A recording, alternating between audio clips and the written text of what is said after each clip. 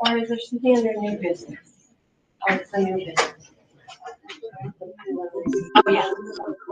Have any French new ones? No, that's okay.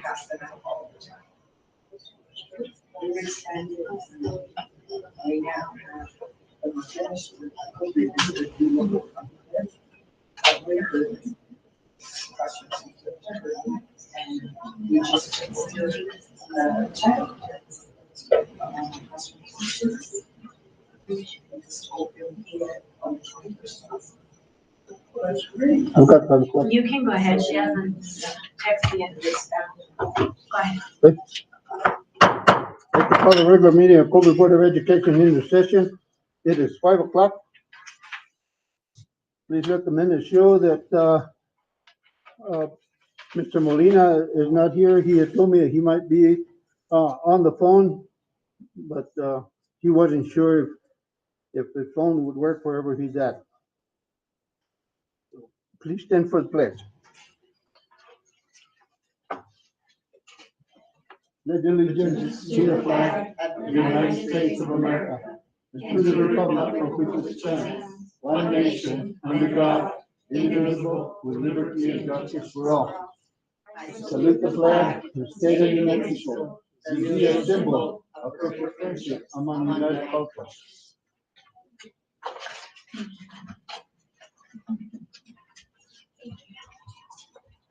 Entertain a motion for approval of agenda items. Thank you. Motion by Mr. Guadiana. Second. Second by Mr. Cordova. On the agenda? Yeah, approval of agenda items. Could we move Ms. Budmeyer from Enrico up to after item E, please? Item E. Yeah, after approval of the last ordinance.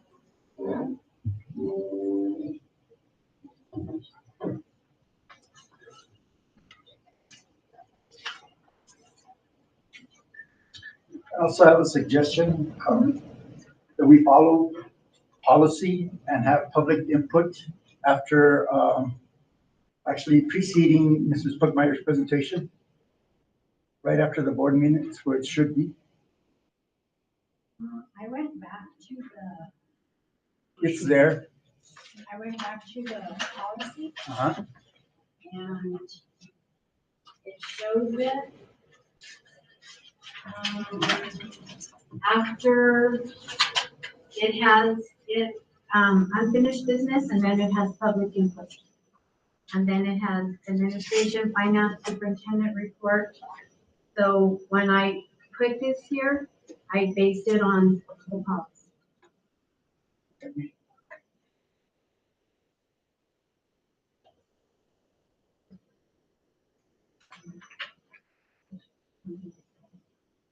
I have a different version. Well, then it should still be before. Just before it- Hold on, I look at last. This is, Okay. so you put it up here.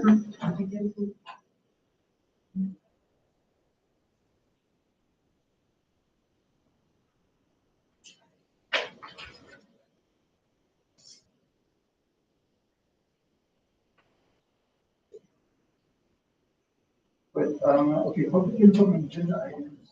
What are action items?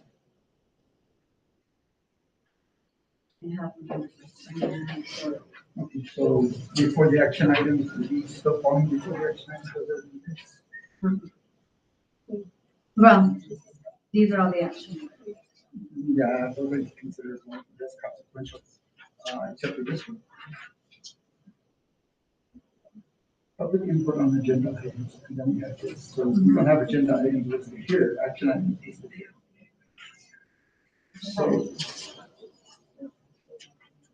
So along those lines, it seems, it seems to be responsive to the policy that public comment come before action items,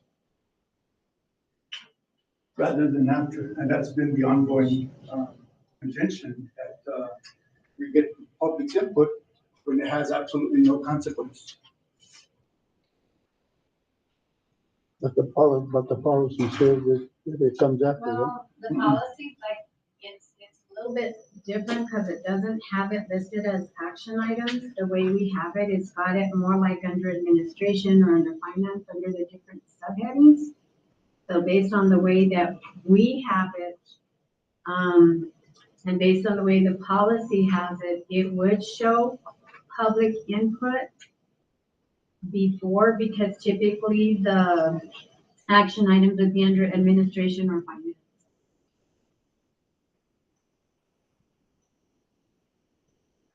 So do we want to move the action items to their proper place after public input on agenda items? So you want me to start putting introduction, call to order, pledge of allegiance, and then public input, and then go? Not sure.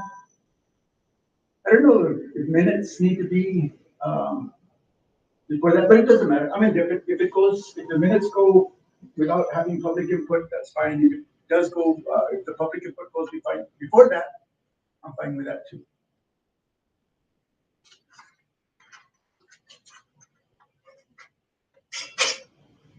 So what do you all want to do?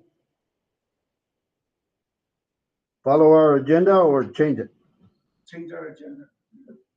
As the way it looks right now, probably put it underneath approval of agenda items. Okay, and then that has to be an action item. Then we're gonna change the agenda. No, why would it be an action item when we're changing? If we're gonna change the format of our agenda, that's something that we need to discuss, how we want to put it in. Today, we're changing the order, right? Yes, that's all we're And we doing. need to, yeah. We're changing the order. And then we may need to look at the agenda and, change the way that we have action. Going forward. Going forward from today. Yeah. Yep, but at this current one, moving the items just like the El Grito one is what we're proposing to do with the public input.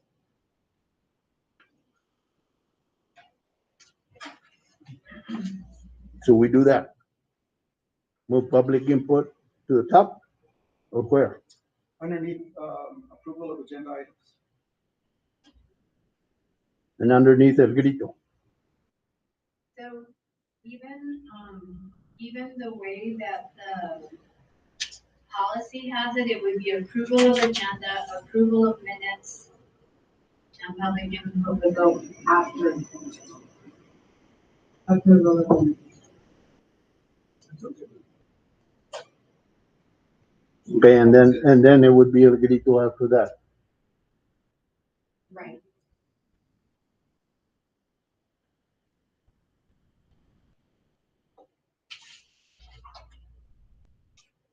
So just to clarify, we're going to approve our minutes, have public input on agenda items, al grito, and then item F, The one that G, H. Okay.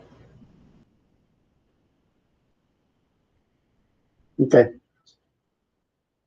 For clarification, so it stays more or less where it's at, or we're moving it just two line items? That's what I'm wondering. So for today, we're moving it up after item E. E. And then we move, and then El Then Grito, going- and then the others. Is that right? Yes. Okay. We have a motion and a second for approval of agenda items. I'll take a roll call vote. Mr. Guadiana? Aye. Myself, yes. Mr. Cordova? Yes. Ms. Murillo? Yes. Agenda is approved as we stated. Okay. Entertain a motion for approval of minutes of April 20th.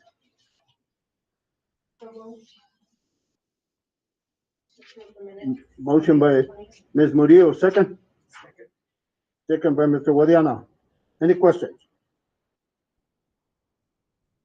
Take a roll call vote. Mr. Guadiana? Aye. Myself, yes. Mr. Cordova? Yes. Ms. Murillo? Yes. Motion carries. Entertain a motion for approval of minutes of April 25th. So moved. Motion by Mr. Cordova, second. second by Mr. Guadiana. Any questions? Roll call vote. Mr. Guadiana. Myself, yes. Mr. Cordova. Yes. Ms. Murillo. Yes. Motion carries. Entertain a motion for approval of minutes of, special meeting of April 27th.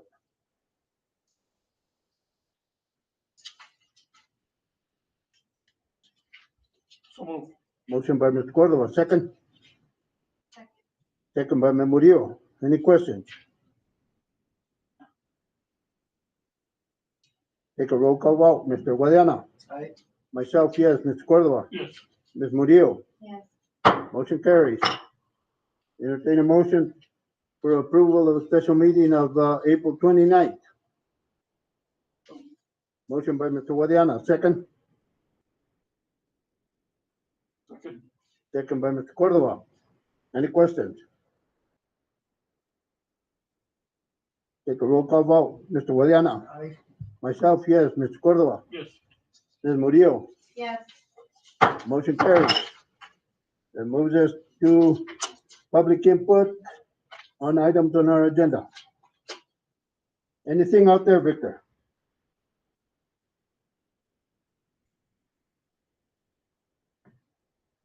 Can you hear us, Victor?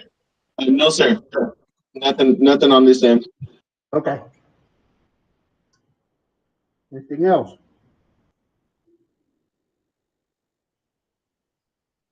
Okay. That moves us to Ms. Buckmeyer. Mr. President, members of the board, we have Misty Pugmire here from the Agrito Early Learning Center. We did have an MOU in place. We started with one classroom this year at Central Elementary, a 3-by classroom, and we are looking at expanding for next year. So Ms. Pugmire wanted to come and give a report on our status of how it went this year and what we're looking at going forward. So Ms. Pugmire. I'd just let you know that I told you that we would check back in with you as we move forward with this. We have 10 children in Central. We have a teacher and an aide in Central Elementary. We will be adding a classroom at Bayard, and we will be adding a classroom at Hurley in August. We've been working together extremely well on all of it. The Hurley classroom or the Hurley facility did not pass what we needed as a primary licensing. So we are going to help with your facilities maintenance department in part of it to get it to where it can pass licensing criteria. So we're working together to do this. Do you want to give a little bit of why? Right.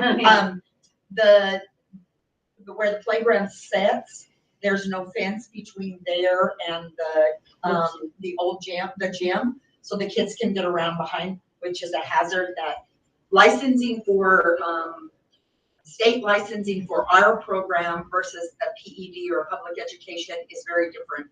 Our criteria is much more stringent than theirs is. So when they come into license, they look at things that you guys don't have to look at, that we have to look at. So the little runoff ditch that runs water through, neither one of those are considered hazards in our licensing criteria. So we intend to purchase all the fencing to be able to fence it and correct it, and your staff at your department is going to do the labor to put it up to make it meet criteria. The 2 classrooms, both Cobre received a grant to be able to put new furniture in those classrooms. We will be supplying all the supplies. It will be the 2nd and the 3rd classrooms in the state of New Mexico that are using a full braided formula, which means that federal funds and school funds are being braided in the same classroom. And so we will be running 3 sets of funding. We'll be running New Mexico early pre-K funding. We'll be running the Head Start federal funding, and there will be some Cobre funds. Those 2 classrooms will have a El Dorito teacher in the classroom. They will have a Cobre aide in the classroom, in those classrooms. And the reason we're doing this is because as we roll this out, we have a 10% low income is all that high income is all that we can take. We want to make sure that every child has a place to go and every child turning 3 can come into a program somewhere. So if we list them on Cobre's rosters, they're in the same classroom. We don't care where the funds come from, as long as every child is getting a quality education. And that's exactly what's going to take place in these classrooms with the collaboration that's taking place between us. We come together tomorrow morning at 8 o'clock to revise our MOU and put the new components in to start for a new year, because we wrote one for 1 year and then we'll renew it every year to see where we're at. But I'm extremely excited to see where we're moving forward with, and the ability to be able to take kids the day they turn 3 and put them into programs. We're going to see the results of that as they hit kindergarten or actually hit your 4Y programs. So we will only be enrolling 3-year-olds in the Cobre district. When they turn 4, they will roll into your 4Y early New Mexico. I mean, your 4Y pre-K programs that are funded. We can be funded for 3-year-olds through what they call early New Mexico pre-K and Head Start. Those are our 2 funding line items. Public schools do not have access to that. So that pulls, it's the best utilization of state and federal funds to be able to use in the Cobre district. So that's kind of where we're headed. It has been phenomenal to be able to pick up the phone either direction, and with anybody from your special ed department to here, to Deanna Davis, to Susie Marin, and be able to work out something immediately. We are definitely all on the same page moving forward with this. You're going to see a huge benefit in those babies in what we're putting together. So if you guys have any questions, I just promised I would keep you updated, and I'm very excited about it.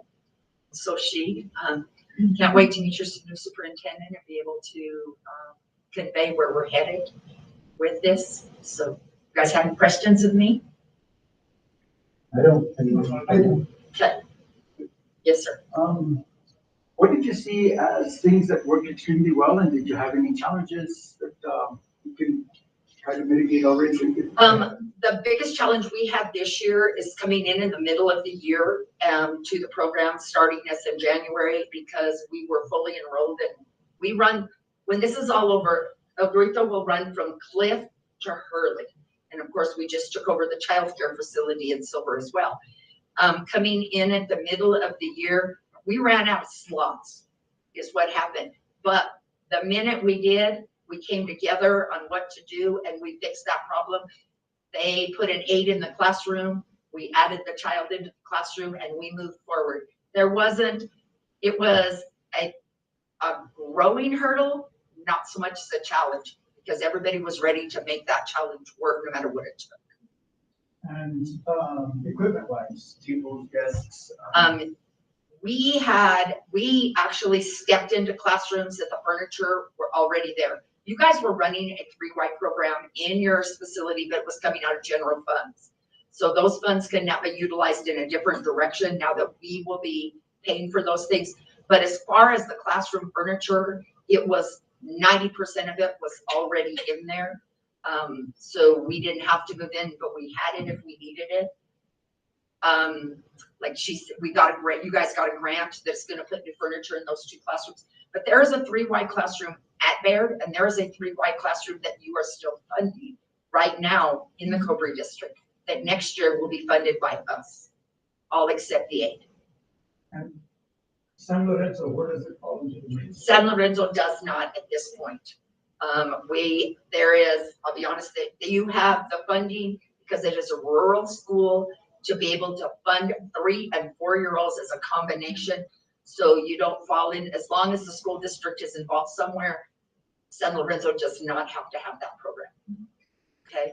And feasibility for me to put a teacher, even 1 teacher, I need 5 students to be able to do that. So for San Lorenzo, it's either they run a 3- and 4-year-old program, which you're funded for that program, or we would run a 3- and 4-year-old program, which we are funded, because there's not enough children to run 2 complete programs. We need to run it in 1 room. And at Cliff, we run 2 classrooms right now. And so I definitely know how that works. Their 4-year-old classroom this year has 11. When I started the school year in my 3-year-old classroom, I had 1. And next year, their 4-year-old classroom's gonna have 1, and I'm gonna have 8. So it would be more feasible to do like you do at San Lorenzo and run a 3-year-old program, 4-year-old program in those more rural classrooms to be more cost effective in the utilization of funds. Okay? Last thing you mentioned, the grounds turning and that, the irrigation or the ditch, whatever we want to I'm call it. gonna be honest, Mr. Reddy, I probably can't answer that because I did not do the walkthrough with him. George might be able to touch on it. I only have the report that came back, that those were the 2 things that were there, and I have, There's actually 3 things because of the rocks, all the rocks that are there to capture, like to prevent the flooding or the water. The erosion. That's the other area, that's the other thing too. So the fencing, there's a, where the gym is like right here, right in front of the gym, there's a pile of rocks.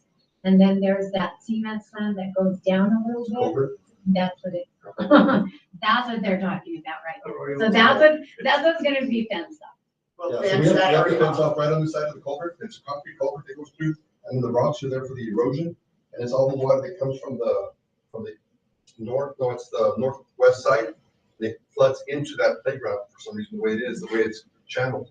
So that's where the water goes out, so it can get out to the other end, to the alley. So we'll We look at, can't change the playground location because they want it right outside of the classroom. So we're gonna fence off that whole area, and then that will be out of the way.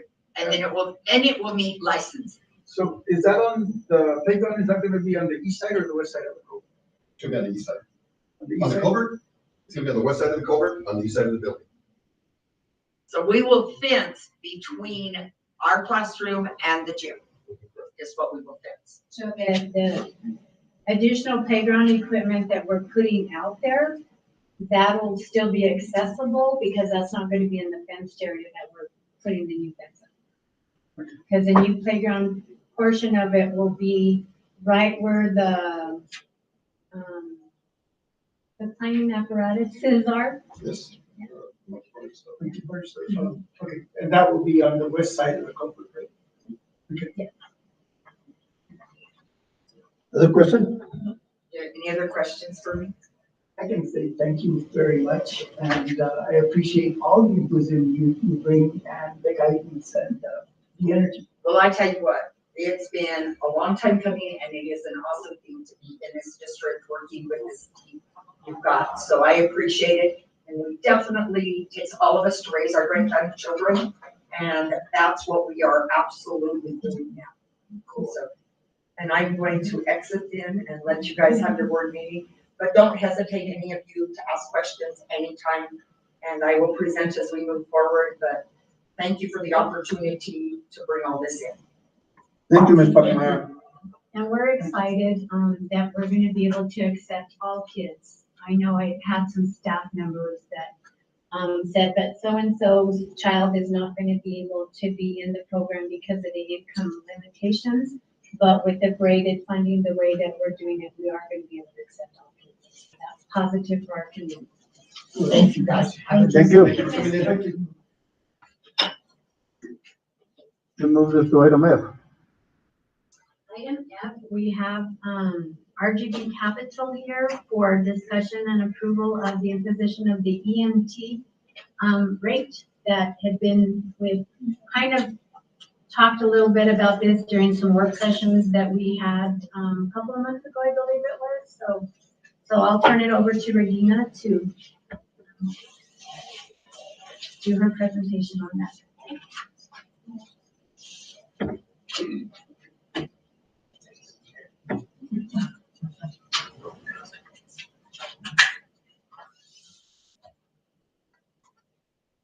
This is the same information that we did cover at the work session.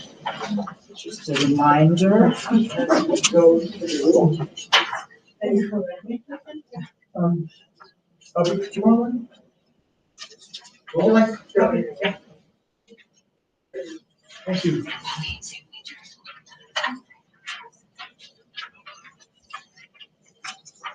Mr. President, members of the board, as we have previously discussed, with the district, with a large portion of your debt being paid off this coming year, We are anticipating your tax rate going down from about $7 to $2, going into tax year 2022. The problem that it poses if in the future the district did decide to go out for additional GO bonds, you want to maintain your tax rate stable, or you would have to go back out to voters asking for a significant tax rate increase.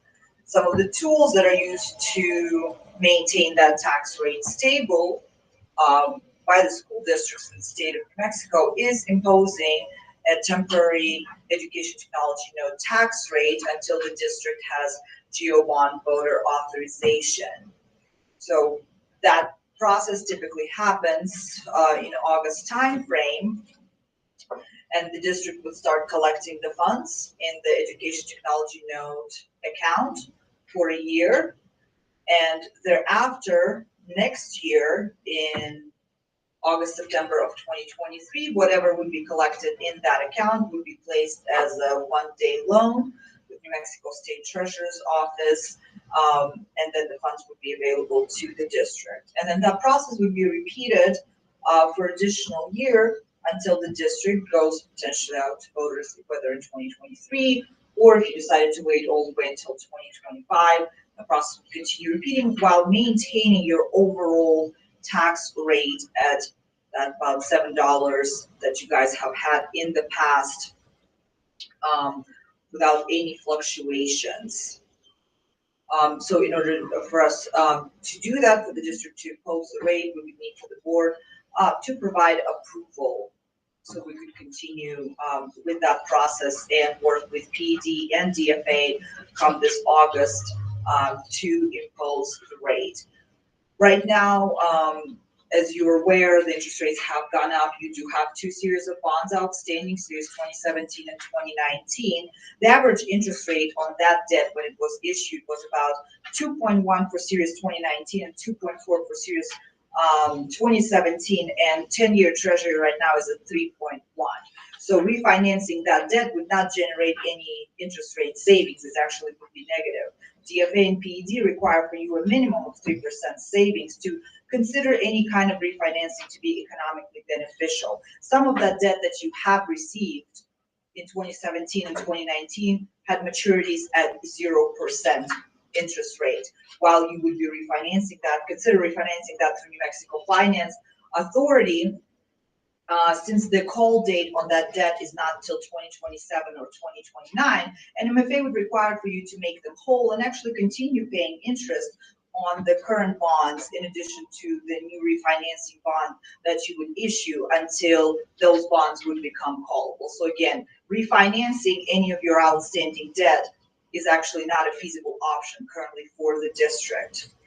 Same kind of goes for the prepayment of debt. The district did decide to use some of the tax dollars to prepay that debt early, since those bonds are not again callable until 2027 and 2029. What you would have to do is create a separate account, purchase securities, and pay additional fees, which would have to come out of your operation account, both the legal counsel, financial advisors, and escrow agents and paying agents to maintain those accounts until the bonds would become callable. So you would estimate, any savings that you could potentially generate by prepaying the debt would actually be coming out of operational by you paying additional fees. So that's why considering the education technology note option being more savings beneficial to the district, because you would be reusing the tax dollars towards the technology needs of the district. And from the moment that you would receive those tax dollars, you would have 5 years to spend them. So they would not be required to spend immediately. With that, I would be happy to stand for any questions that you might have on the information that we have previously covered as it relates. So on page 12, it says there are 3 main ways to maintain stable debt service tax rate. So are you saying that the refunding option, the middle one, refinancing, restructuring, is no longer available? For the district, it is not. So here, the page 12 just demonstrates all options, right? But some of them can be more beneficial at different times, right? Right now, as I have mentioned, interest rates have gone up to the point where your debt cannot be refinanced for savings. And it's legally required for you by the PED and DFA, if you wanted to refinance it, to generate some savings, unless you were doing a restructuring. So we can't refinance so that our debt service can stay stable.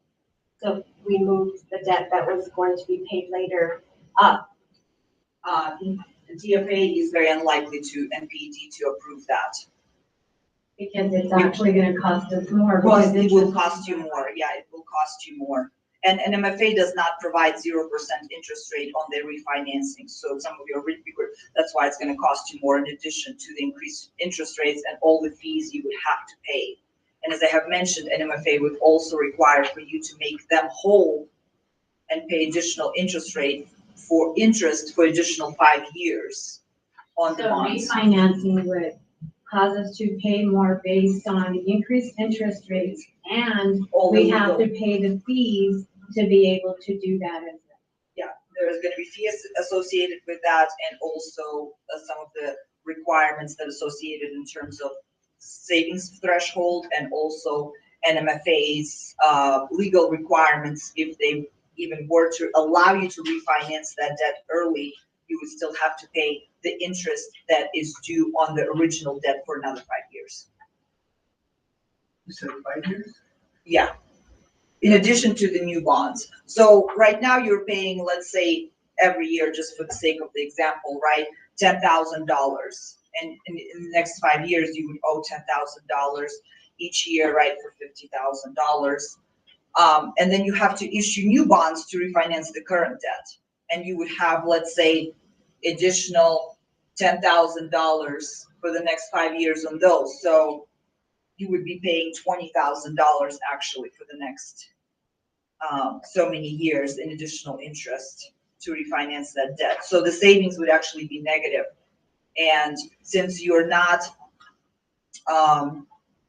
refinancing also, and if, let's say, that could be feasible if actually refinancing would generate above 3% savings.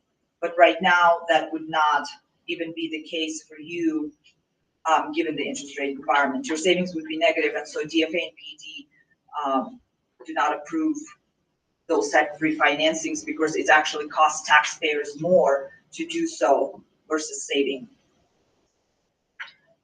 And so I was reading through the statute that approved the ETNs.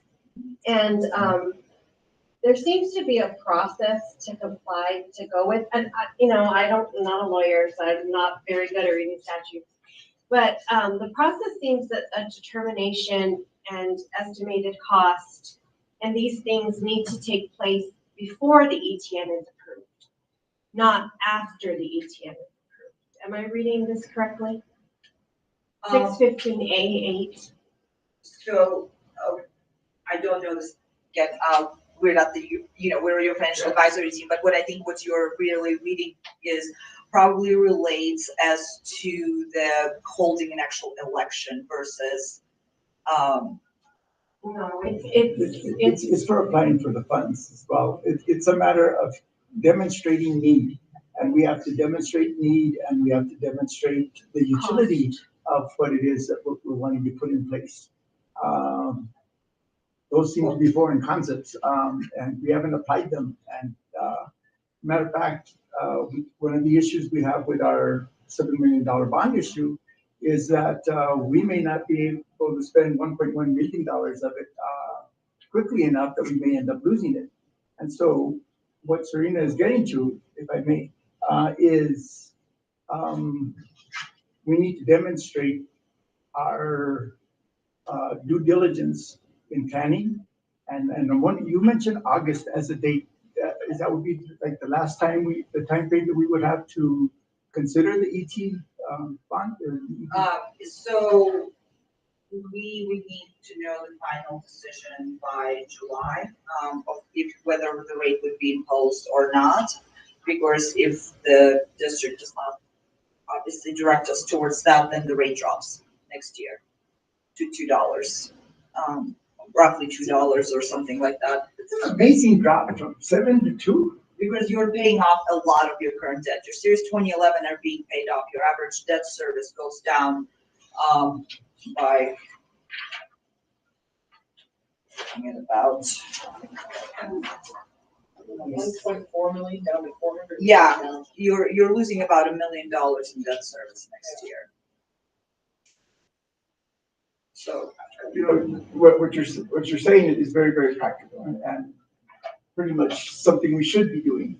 It's just a question of, have we demonstrated to the public? And our position, or at least my position, is that I'm more comfortable doing things out in the open than I am, sweeping it under without a vote. I would really think that a vote would be a good thing to have, and the element of the vote would be to demonstrate our readiness for it and our utility for it, and how students and the schools will benefit from that. And that's not directed at you. That's kind of a conversation that really directly in-house. And we have a new superintendent that's starting July, and it'll be the person seems extremely well organized and very financially oriented. And it might be a good time for him to be involved in showboating this and taking that as one of the things that he's going to bring to the district in a very positive way.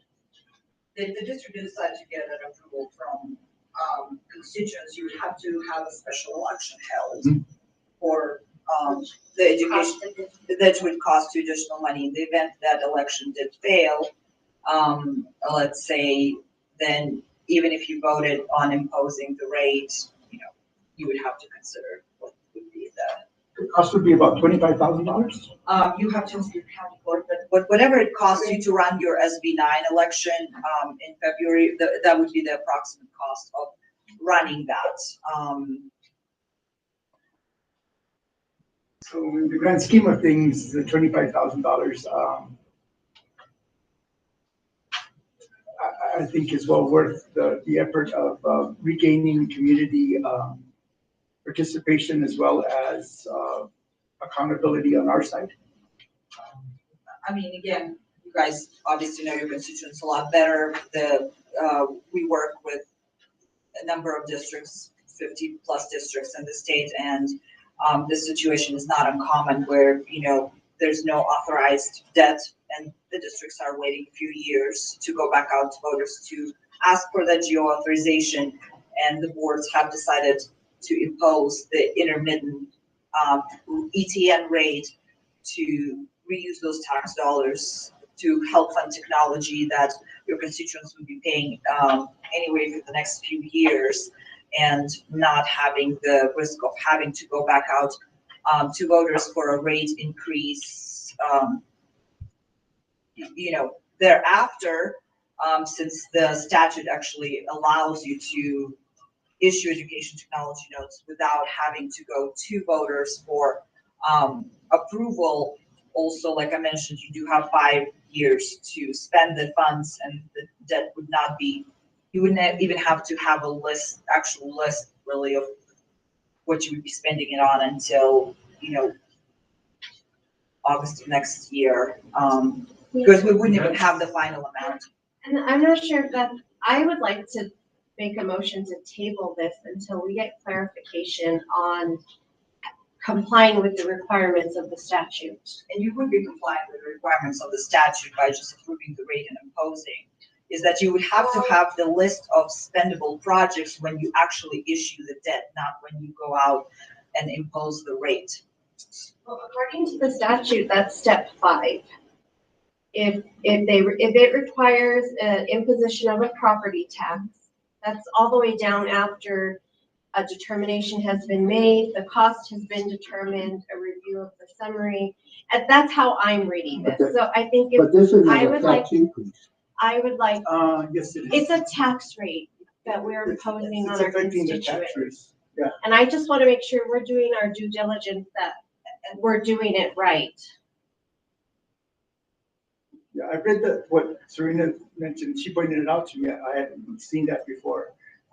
And We are happy to, I mean, again, like, this is not our first time doing this. And the districts, again, the reason why the districts do have the flexibility to impose the rate, and then the final determination of actual projects would be written out in the documents when you actually issue, the debt compared to GO bonds. If you guys did decide to go out for an election, however, then you most likely would be listing out the projects to your constituents ahead of time and notifying them of what you plan on. Because when going out for an election, you have to determine the actual amount ahead of time. Versus here, it's sort of like we talked before, would be more of the other way around. We first generate the savings with the tax dollars and then determine the amount. It could be $300,000 or $500,000, depending on how your valuations will come in. And then once you have that money, you will already know how you will be spending it over 5 years. But if I can interject, because this is mainly to maintain where we're Yeah. at right now. It's not doing anything else, it's mainly to maintain, right? If I'm understanding correctly. It's still a yes, tax yes and rate. no. Or- If we don't do anything, it goes down to the $2 that you mentioned. So saying that it doesn't have an impact, we're just maintaining, is ignoring the fact that if we didn't do anything, there would be a substantial savings to the residential, to the residents. But, It is a property tax for housing. yeah, and so, we can paint it whatever way we want to paint it, but what I. If we don't, you say we have to do it in June. If we don't, then we can't go for it for another 2 years, right? Well, July. so if it drops for next year to $2.60, we can impose it for the following year, but then your constituents would see a $5 tax rate increase going into the following tax year.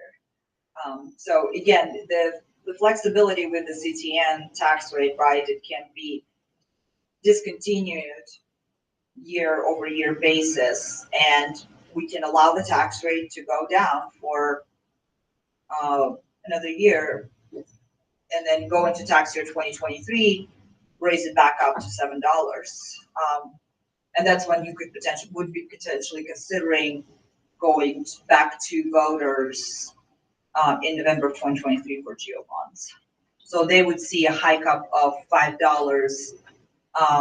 and you would have to notify them that it would be a tax rate increase of $5 if you were to go out for an election in November of 2023, because they would receive their tax bills already with that $5 tax rate increase approximately, and $5 for someone who owns a home with a market value of about, $100,000, we would be looking at about like $160 or so basis. Yeah, and the selling point of that is that, the residential property would bring in X amount, and it's actually like 20% of that, because the other remaining 80% then would come from industry or business. Your residential properties is about 40% of your assessed valuation. Your non-residential property is about 14% of your valuation, and the rest is copper. That's being taxed, the volume and value of production and equipment. And that's actually a really good selling point, to say that we're able to have them reinvest in the community in that way. But there's kind of like a middle road, if I may. If we look at this and get back to you saying yes by the end of July, then we could still go this route, correct? Like beginning of July would be probably the latest we'd like to know, because we're planning to assess. Okay. So I had a motion to table. And the idea is to get a Motion, point. motion was made by Ms. Murillo, do I hear a second? Second by Mr. Guadiana. Any other comments? The direction to go is to make sure that we can be accountable to the public and sell it to them in terms of saying, this is what we're gonna do. We don't have to go through a ballot, but this is what it is. We promise you that we'll get down and benefit from it. Rather than do it right now without having that upfront. And for me, I would just like clarification on 615A8, that the processes is being done. That's my biggest question. Any other questions? Call for the vote. Yes, well, I'm. Go ahead. When,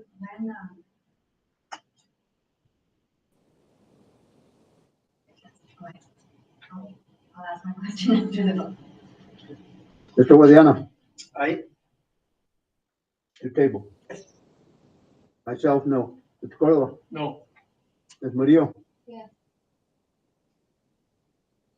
We're tied at a 2-2 vote. It's an impasse, so it's.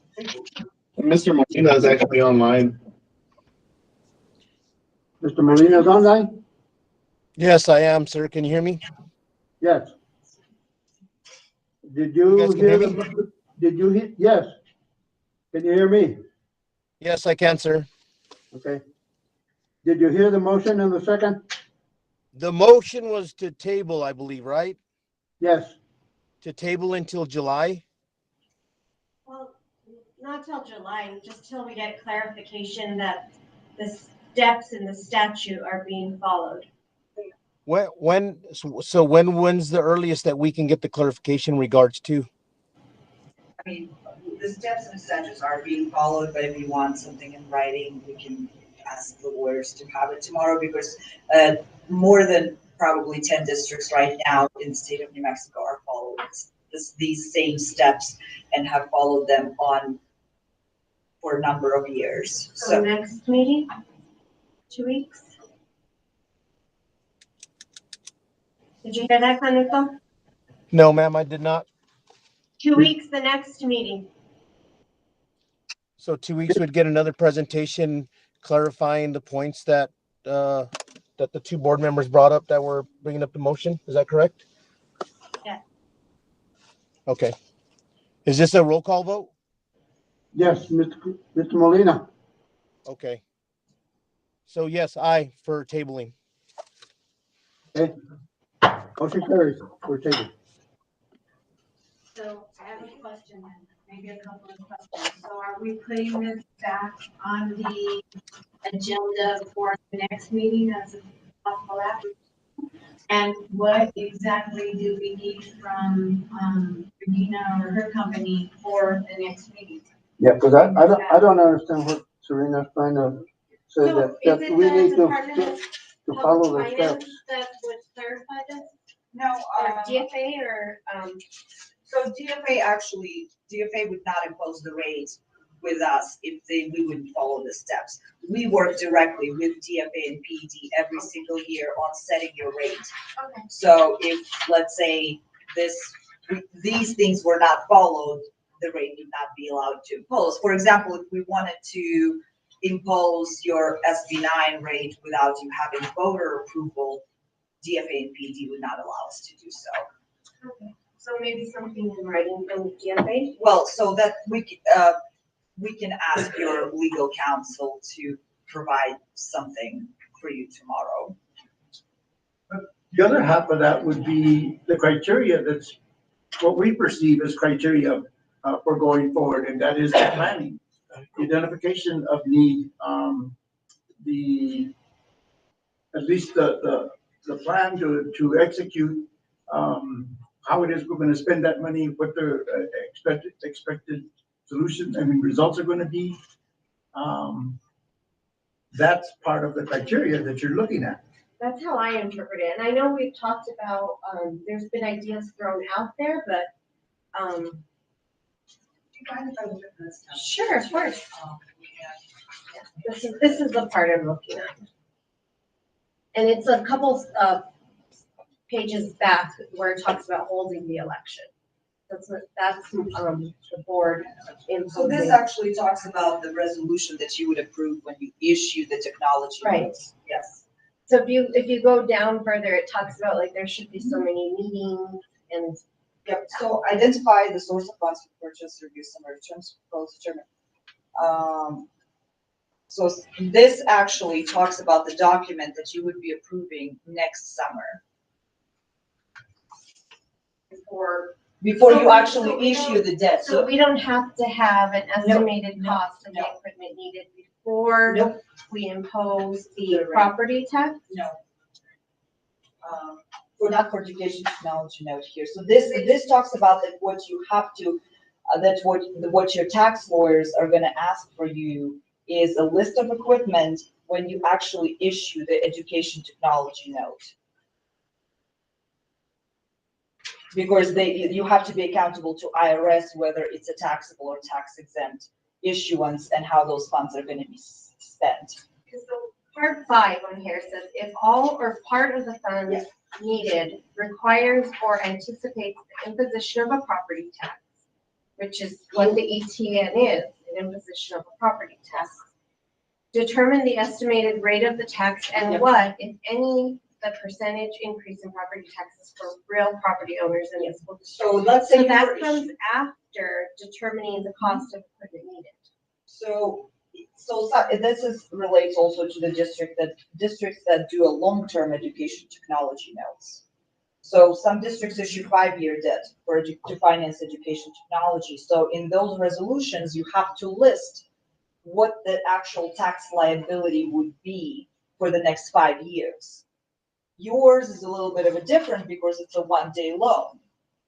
So there won't be any additional tax imposed on that particular loan because you already collected all the amounts needed and you're paying it off within 1 day. So this is what the statute actually tells you, that if you were to do a 5-year debt, for example, like Santa Fe schools or Thames Valley schools, you would have to actually tax your constituents for additional 5 years to pay that off. Where in your case, you would collect, again, like in a savings account for a year, and then the determination of the amount would happen next June, and let's say you collected $300,000. And we say, okay, we issue a note for $299,000 and then we pay $1,000 in interest. That means that we paid off right away because we already will pay off the interest. So that means that the following year, by the statute, your constituents wouldn't have to be taxed on that particular loan anymore.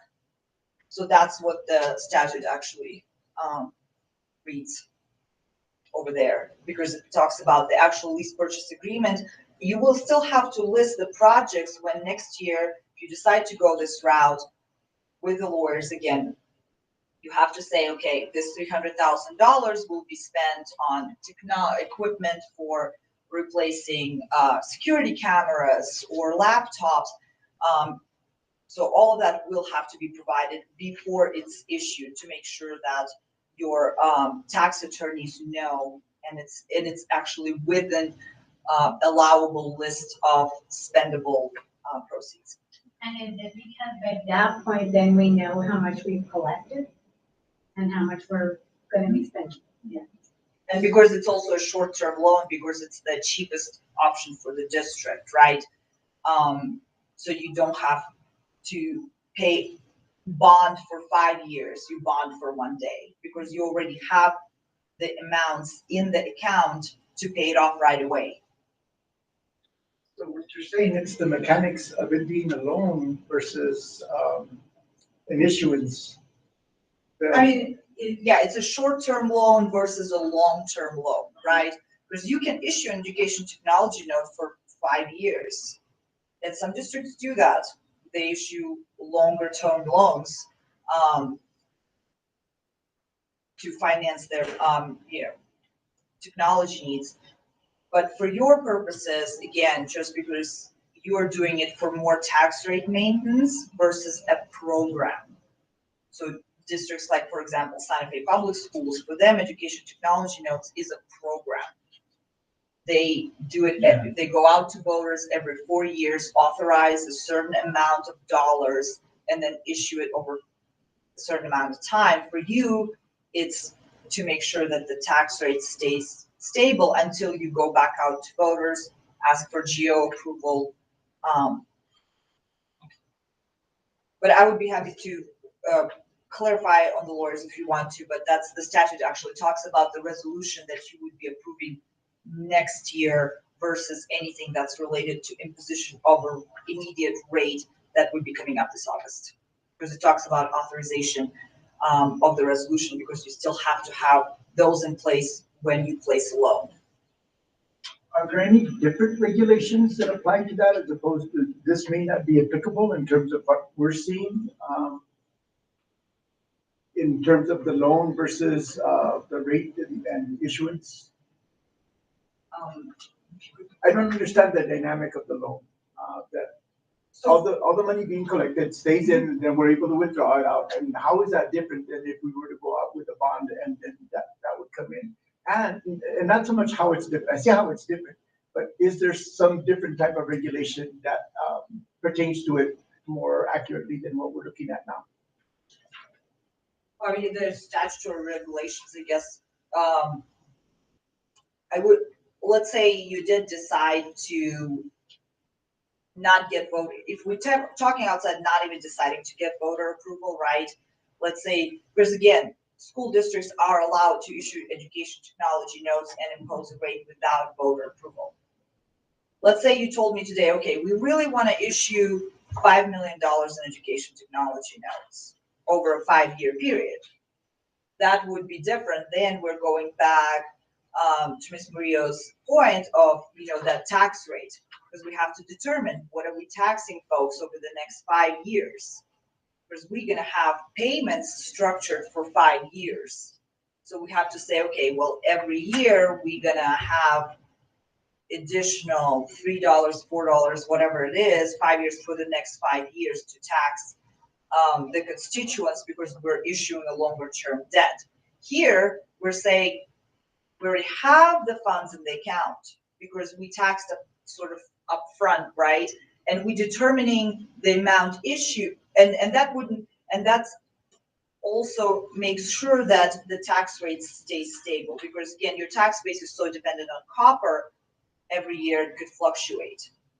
If we try to determine of issuance up front and say, okay, well, we're really betting here that copper is going to stay stable and we're going to bond for $5 million with a tax rate of $5 for ETN for the next 3 years.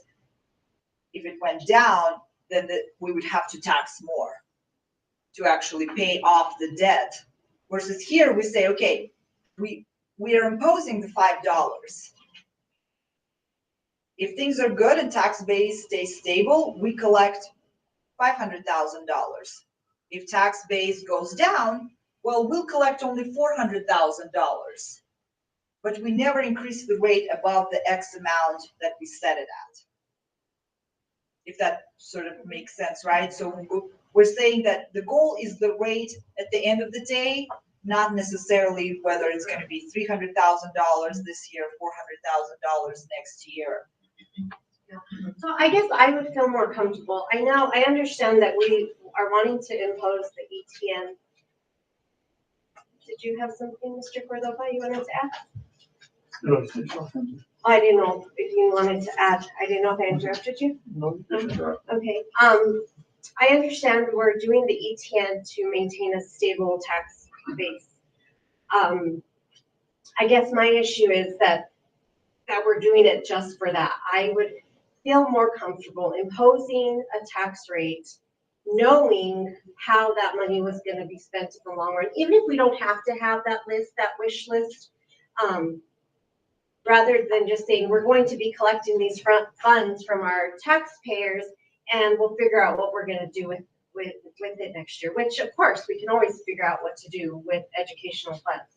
But I think just having, if a constituent comes up to me and asks me what are these funds going to be used for, I could tell them we're going to use them for Chromebook replacements. We're going to use them for Wi-Fi upgrades, or I would feel more comfortable voting with an end goal in sight. And that's where I think I was going in terms of, it's not just so much looking at the regulation, but it is our preparation as a selling point. And it seems like what you were talking about doesn't require a resolution, as would is if we went out to the public for a vote. correct?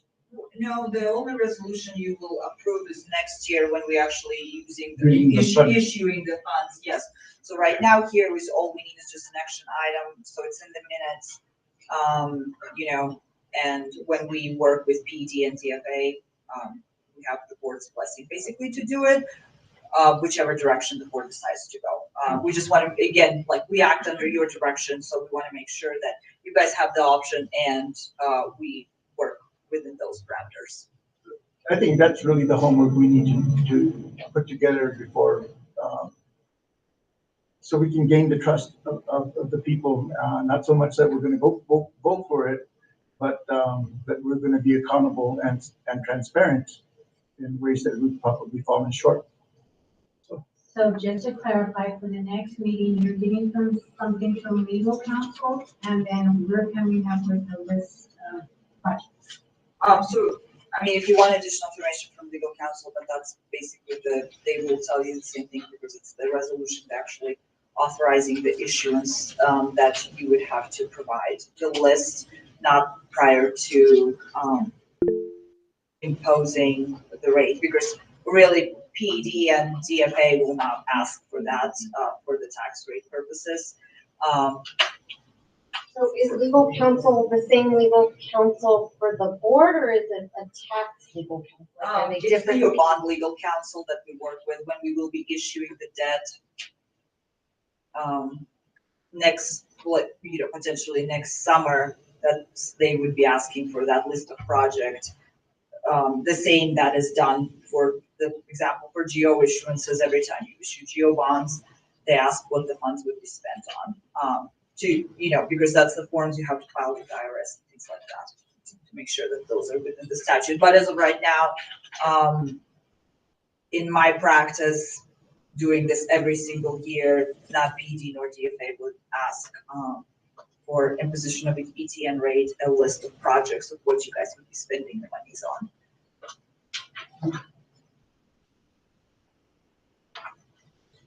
Thank you. Thank you. Thank you.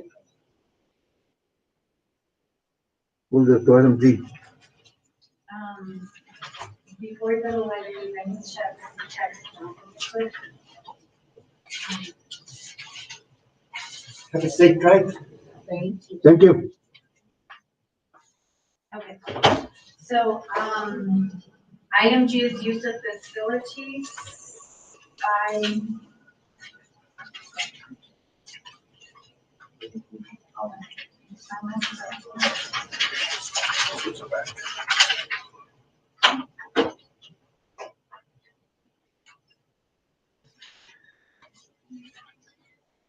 Use of both the softball and the Tom Powers and Rominger field by the Cobre Consolidated.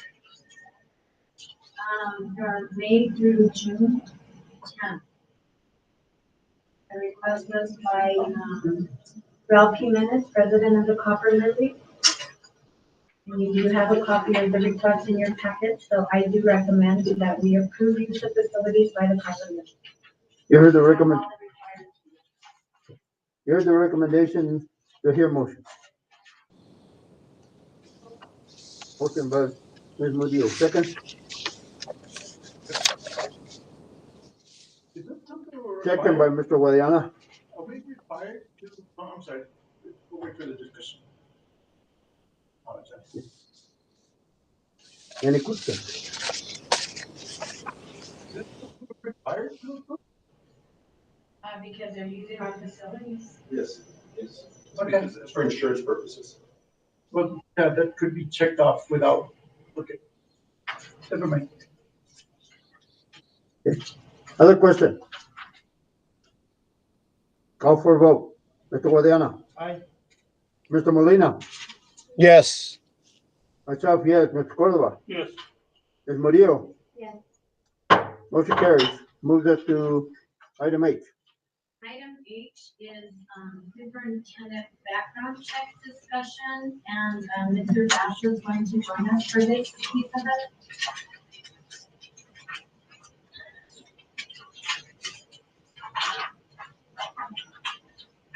it. Are you there, Mr. Bass? Hold on. Oh. traveling, so I was supposed to text him when he was parking.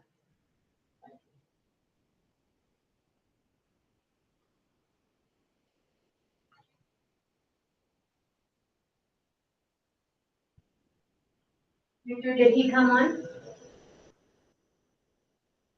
No, ma'am, he's not on. Okay, give me a second. He is on now. Okay, thank you. So, I'm not exactly sure where the board wanted to go with the superintendent background check. You know, I didn't include in your packet, some information with the proposal about additional fees for background checks, and then Mr. Bassett sent an email on April 12th, where, he brought up optional background information. In a conversation with him, he said no one had gotten back to him in reference to, requesting additional background check. Joyce, Yes, it's John. we can hear you. Okay, yeah, I'm sorry I'm in the car. That's the best I could do. So, You're good. all right. So I understand there were some queries regarding background checks. It sounds like Joyce gave you the background. There were 3 different times I provided those options to the board. The first was at the contract point. That's an option with any search we do. And then in mid-April, during my update to the board, one of my slides focused on background checks. And I followed that up a third time with a detailed email to each of the board members outlining what your options were. And I didn't hear back from any board members, and all of those things are optional. Typically in a search, what happens is if the board wants to conduct an independent background check, that's a contingency when you appoint the superintendent. So for example, when you appointed Jeff Spalletta, the contingency was based on a negotiation of a contract, and that's the only contingency that was in the motion. If you had wanted to do a background check, ideally that's the time, because then it's a condition of employment.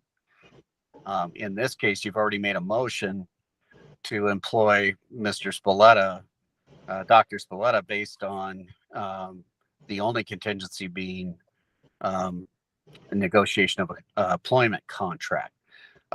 Now, if Mr. Spalletta is willing to undergo a background check, you can approach him, and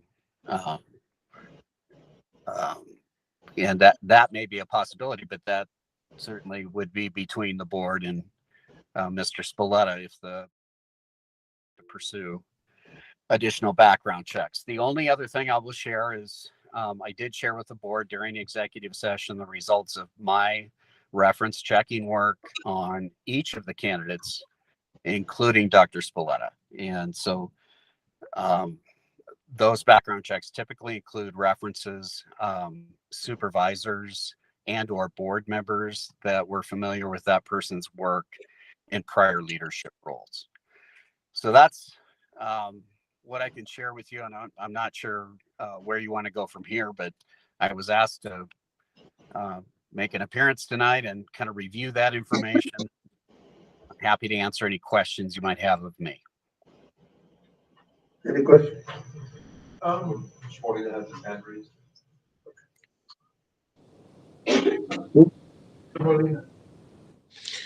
Yeah, Joyce. So this question is more for the administration. We're going to be conducting, as we do with every employee and board member, a criminal background check. Is that correct? Yes. Okay. Can you? I'm sorry, I couldn't hear that. Hi, Mr. Molina, it's Ms. Davis. He has had one through PED because he hasn't issued a license. If we want to do a local one, do one, it'll probably come out the same. But if you want to have it on file, we could have them do a local one. Okay. Thank you. Thank you. I have a question. When we were doing our planning meeting back in February, I thought we had agreed that whoever we decided to have whoever was our pick, we were going to do the extra search that HYA Associates offers. That was brought up when we were talking about the preliminary searches that Don Bash does, which is more surface level, and that whoever we offered the position to, we were going to do the 1100 basic service background check. That was in February, at the February 21st planning meeting. Was that, just with the board, not in an open meeting? No, it was open meeting. In an open meeting? Because we had a newspaper person. Well, it was an open meeting, but it was a board work session. Which we don't have. That. Yeah, I can address that. Go ahead. Go ahead, Mr. Bash. In the planning meeting, it is customary for us to provide the board with whatever optional services are available through HYA. And so we did discuss those optional services, including advertising, national advertising, and it's called due diligence services. It's background check. No decisions were made in that planning meeting because typically once we get closer to interviews, like we did in mid-April, that's when I bring that back to your attention for consideration so that I can inform candidates who you choose to interview, so I can let each of them know, hey, if you're selected, understand you're going to get an email pretty quickly seeking your consent to undergo an independent third-party background check. So that's normally how the decision is made. We do not normally ask a board in our very first planning meeting to make that decision. To echo what Serena said, we did talk about the level of diligence or the level of effective search being kind of at the preliminary level when we're starting out, and incrementally raising it to a level till we finally get to the selected person, and then considering whether we would do something that would be more substantial than what we've done, more of a cursory review thus far, including just using PED as a licensure to accept that beyond anything else. So the question is, do we want to continue with the cursory reviews, including that PED, which we don't know if there's anything that came up that PED may want to, or may have kind of said, well, it's okay, or it's not of a nature that he would be subjected to because of the position that he had, which is HR. Certainly the position now is going to be very different. And I'm not advocating one way or the other. I think it is the constraint that you mentioned as far as the motion itself, not mentioning him being subjected to one, is more of a concern that I have now than actually going forward. If we're constrained where we can't, and we put ourselves in that predicament, then there's not much we can do about that. Just a comment, PED won't issue a license to anybody regardless of what position they're in if there's something on their background. And if there is something that comes up on their background, they do a more thorough investigation and they don't even issue a license. And they do check this, they do run a state and a federal check. So it's not just a state check. And we do the same thing, and we run it locally. We do a state and a federal check. I think the due diligence search is different than what the PED or schools do. It's more thorough. I would agree. And there's newspaper articles later on about people that are licensed and have a history that was not found out. And that's not to say we would find out something that, or not find out something that would come up later. It's just a matter of, as what you said was the due diligence. The question is, are we violating the parameters that we set forward in our selection? If I may, I don't think you're violating parameters if you approach Mr. or Dr. Spalletta with a proposal, and if he accepts, I think you're fine.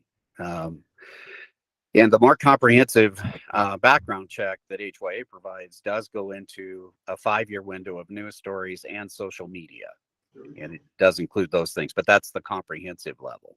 We can't hear you. We're losing you, Mr. Bass. We lost you after the 5-year window. Okay, yeah. So the We're still comprehensive. losing Can you hear me now? Weak. You got me now? No, we can't hear you. Huh.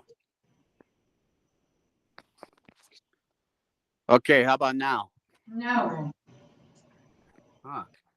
it's like a whisper. Hey, guys, just to let you know, I can hear him loud and clear here on my end. I think it might be on your end. Now we can hear you. Oh, okay. Can you hear me now? Yes. Okay, so on the 5-year window, the comprehensive search, or excuse me, the comprehensive background check is 1,950, I believe. And that does include a 5-year news story search and a social media search.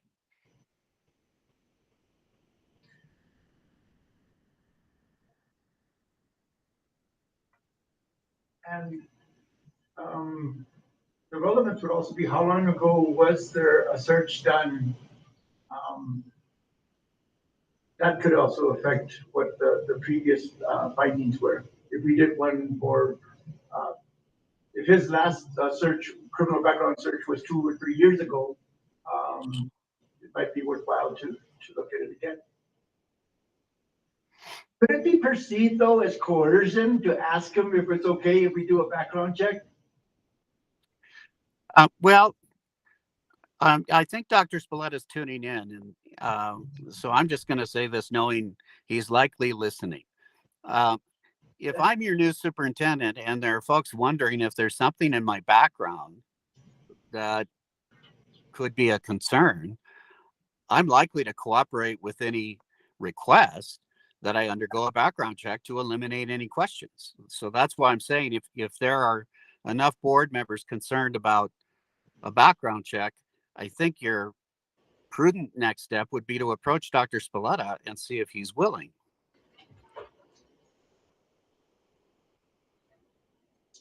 I think that's good advice. And I'd like to add, even though PED has done their background and he had a license, we had a neighboring district within the past few years that had a superintendent with a license. However, if a Google search had been done about said superintendent, a lot would have come up and a lot of heartache would have been prevented. And so for the best interest of our school district and our teachers and children, I think we should do the background check through HYA. And that should be interpreted as no reflection on Mr. Spalletta. Right. Just an action of our due diligence and commitment to our kids and school. So in that case, if the majority of the board wants to proceed that way, then I think president of the board should reach out to Dr. Spalletta to discuss that request with him and see what his response is.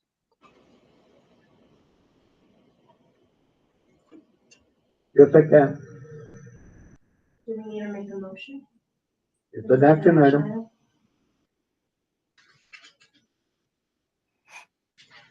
I move that we do the due diligence superintendent background check, the basic with HYA.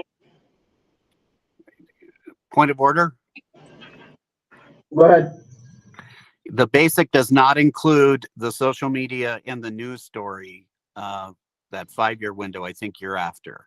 That's the comprehensive. Okay, Yeah. okay, so then, Just one more question. Didn't you say, Mr. Bash, that it would be to ask Mr. Spoletta? So would that be part of the motion that was my understanding, that we're asking Mr. Sepulveda as the president to approach Dr. Spoletta to see if he's willing to undergo a more thorough background check.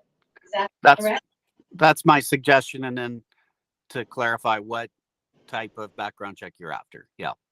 Okay. Motion by Ms. Murillo, do you hear a second?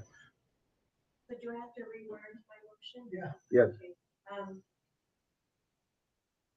So I make a motion to do the superintendent background check, the comprehensive package with HYA, and having Mr.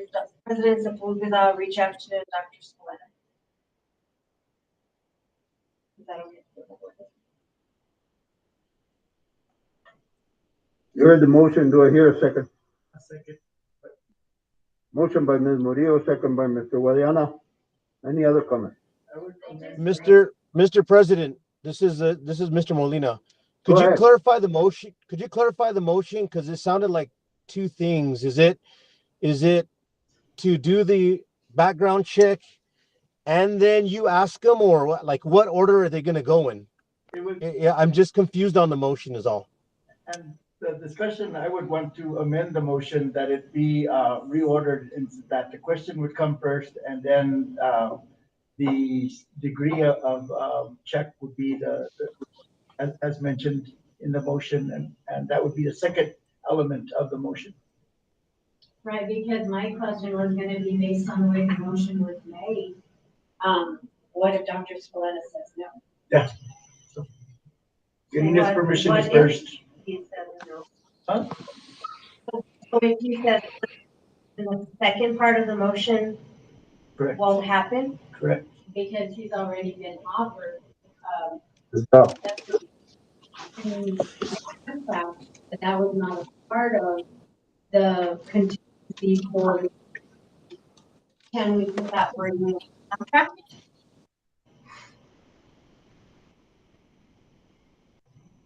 But that wasn't part of when we So it offered you wasn't the part job. of the offer. Yeah, Okay, so I didn't make the offer, so I wasn't sure. Okay, so, Well, that was the president's duty to make the offer, which I did. And that wasn't part of the offer was that the board decided that we would make you the offer, and he accepted. Because at no time between then and the offer was it ever mentioned to do, a more extensive background check. Yeah, the offer was made contingent on the contract, and that was it.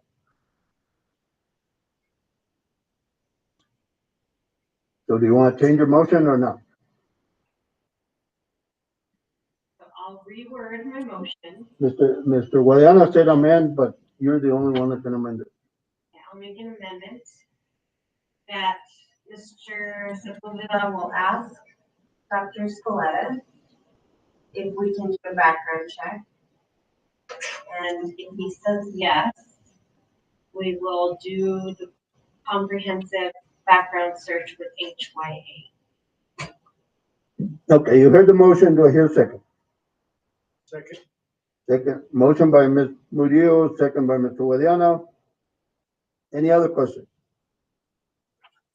Call for the vote. Mr. Guadiana. Aye. Mr. Molina. You got me? That's you. Can you guys hear me? Yes, Okay, it's roll call, right? yes. Okay, no. Myself, no. Mr. Cordova. No. Ms. Murillo. Yes. Motion fails.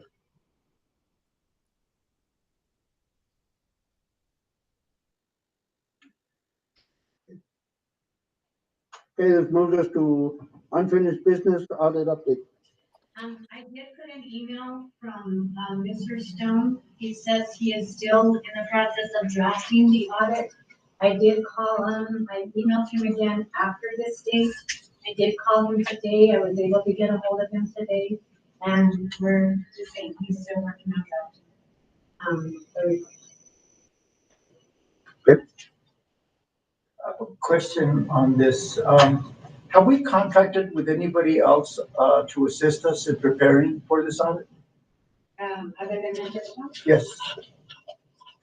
Has he been, then he's been contracted for an extended period of time rather than just doing it? It was this year and next year, correct? Last year, this year, next year, 3 years? It's 3 years. This is his first of the RFP that we did last year. And this is something that's required to be done annually, at least per administrative regulation. I never saw a contract or a recommendation for accepting a contract for conducting the audit, nor have I seen a contract for any assistance that they provided that's outside of the parameters of an audit. And yet again, I voice my concern that if he's involved in making some of the corrections, whether the recommendations are actually saying this needs to be done, it has a serious conflict of interest that he is to look at that to see if it meets criteria. You mean correction? If there are issues that would be potential findings and he provides any guidance to mitigate those, that would be direction. And He never heard. how many months has he been working on this? Started in July. Well, July 1 was this. No, he means, No. when did he start the actual audit? They start requesting documentation starting in September.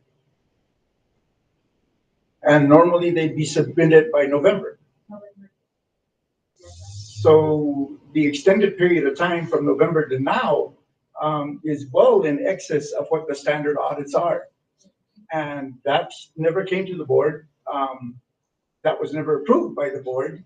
He didn't ask for a contract extension or anything like that. All he asked was for the contract, the submission. So he didn't ask for an amendment to the contract. He's not doing this correct.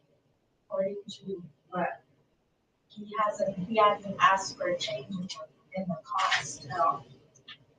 There's two things. One, the contract never came to us one way or the other, as it should on an annual basis from a recommendation of the audit committee. And two, were there any other evaluations of any potential, was there a solicitation for any other? Yes, an RFP was conducted by the REC. At the time that the REC did that, we did not have a procurement officer on staff. We did report that to the board, and we did not have a CPO on staff, and that we were gonna go with the CPO that the REC did. So they ran the procurement. Who's They REC? conducted Who's REC? the Southwest Regional Education Cooperative. Jenny. And we still didn't see what it is they suggested, they recommended. It didn't come to the board. They issued a contract to the state auditor's office, and the state auditor issued the contract when the REC does the recommendation. How does that bypass the regulations for us to receive the recommendation and act on the recommendation of the auditor? And two, the terms of the contract. Even if the contract was to say we get so much per hour, there would be a term as how many days or months. It wouldn't be indefinite. And still, I have the concern about the independence of having the person that's working on it for 7 months make a judgment as to whether it appropriately meets the requirements of the audit. He's basically auditing his own work. No, they have to submit it to the state auditor. That's what he does, is he drafts it, he submits it to the office of the state auditor, and they ask it, they review it, and they give him an approval to release. When they give him the approval to release, he asks to be present in front of the board and present it to the board. The state auditor will be getting an evaluation of the person that put together the work as to whether it was sufficient or not, as opposed to the person that's supposed to be doing that observation be independent of what's been done and take a look and say, okay, it does meet the requirement. But when they're doing it and say, oh, yes, it does meet the requirement, that's a conflict of interest. I don't understand what you're saying. I'm honest, no, I'm sorry, I'm not trying to be disrespectful. No, okay, But I'm let me just try one more time. And that is, an auditor comes in completely independent of what was done. They assess the effectiveness or the deficiency of what was done and then writes a report. But if you have the auditor come in and say, oh, wait a minute, we got to change this, we got to change that, or we got to do this differently, he loses his independence or she loses her independence. He has not done that, so I don't understand what Okay, you're saying. if that hasn't happened, I'm just curious as to. Because he's not doing that, all he's doing is auditing, submitting it to the state auditor. He gives the audit has 3 phases: the finding, the cause, the recommendation, and the district response to the finding. And that will go to the state auditor, and then the state auditor says, okay, this is the report that's ready to release. And that level of work is done in 2 months. Right. But I we're agree. seven- I'm not disagreeing with you that it's So- taking too long. I'm not disagreeing with that. But to say that, But I'm not the one doing the work. You know, where does the board want to go with that? Is, do you want to fire the auditor because he's taking too long? Because, I mean, at this point, that's pretty much what you can do. As a board, you can say, this contract has gone on too long. You can fire the auditor and we'll start all over again. we've never had any presentations made about what the problems were that have made it stretch out this long. And so, Well, but the problems there are not public information until the state releases the audit report. you know, the Well, we're in performance catch- of we're a in contractor, catch-22 because the audit committee can't release the information until the state auditor says it's okay to do so. it's different talking about the information as opposed to the performance. If the performance of the auditor is not meeting the standard requirements, that's reportable. You don't have to say, okay, they haven't done this right or they haven't done this right. So there's not timely production of a review. There is, they're not being here as often as they should be. There's different dynamics that could happen. Those are reportable to the board and the board should act on them. But simply to sit quietly and think that, okay, it's normal to go this long, or whether you're as the finance person and yourself directing the work that's being done, or are they directing the work that's being done? That's a critical question. They've completed their field work, and so now it's in their court to submit the report to the state auditor. We don't have any additional information as to why it's being the way it is. And at this point, we had given information back in January about that he wasn't gonna meet his deadline because his staff had COVID, and then we had COVID hit us. And so that delayed it to February, and that part was reported with an update from Ms. Padilla. So that was reported to the board, and now, yes, we are, then he delayed it because it crossed tax season, and then now we're here. This is where we're at. So, the board can decide if they want to put it as an action item and say, this auditor isn't meeting their contract terms. like to see the contract to be able to assess whether they met their contract terms. We'll have to get it from the RDC because they're the ones that issue the contract, so we'll get that from them. And then get back. So what is this date of November 15th? What was that supposed to be? That's supposed to be the deadline for the auditors. They have different deadlines for different entities. So, educational or school districts are supposed to submit to the state auditor by November. And so has Mike Stone submitted it to the state? No. He has submitted a letter to the state requesting an extension. And in that letter for the extension, does it explain why the extension is needed? And do we see that? Audit committees. The audit.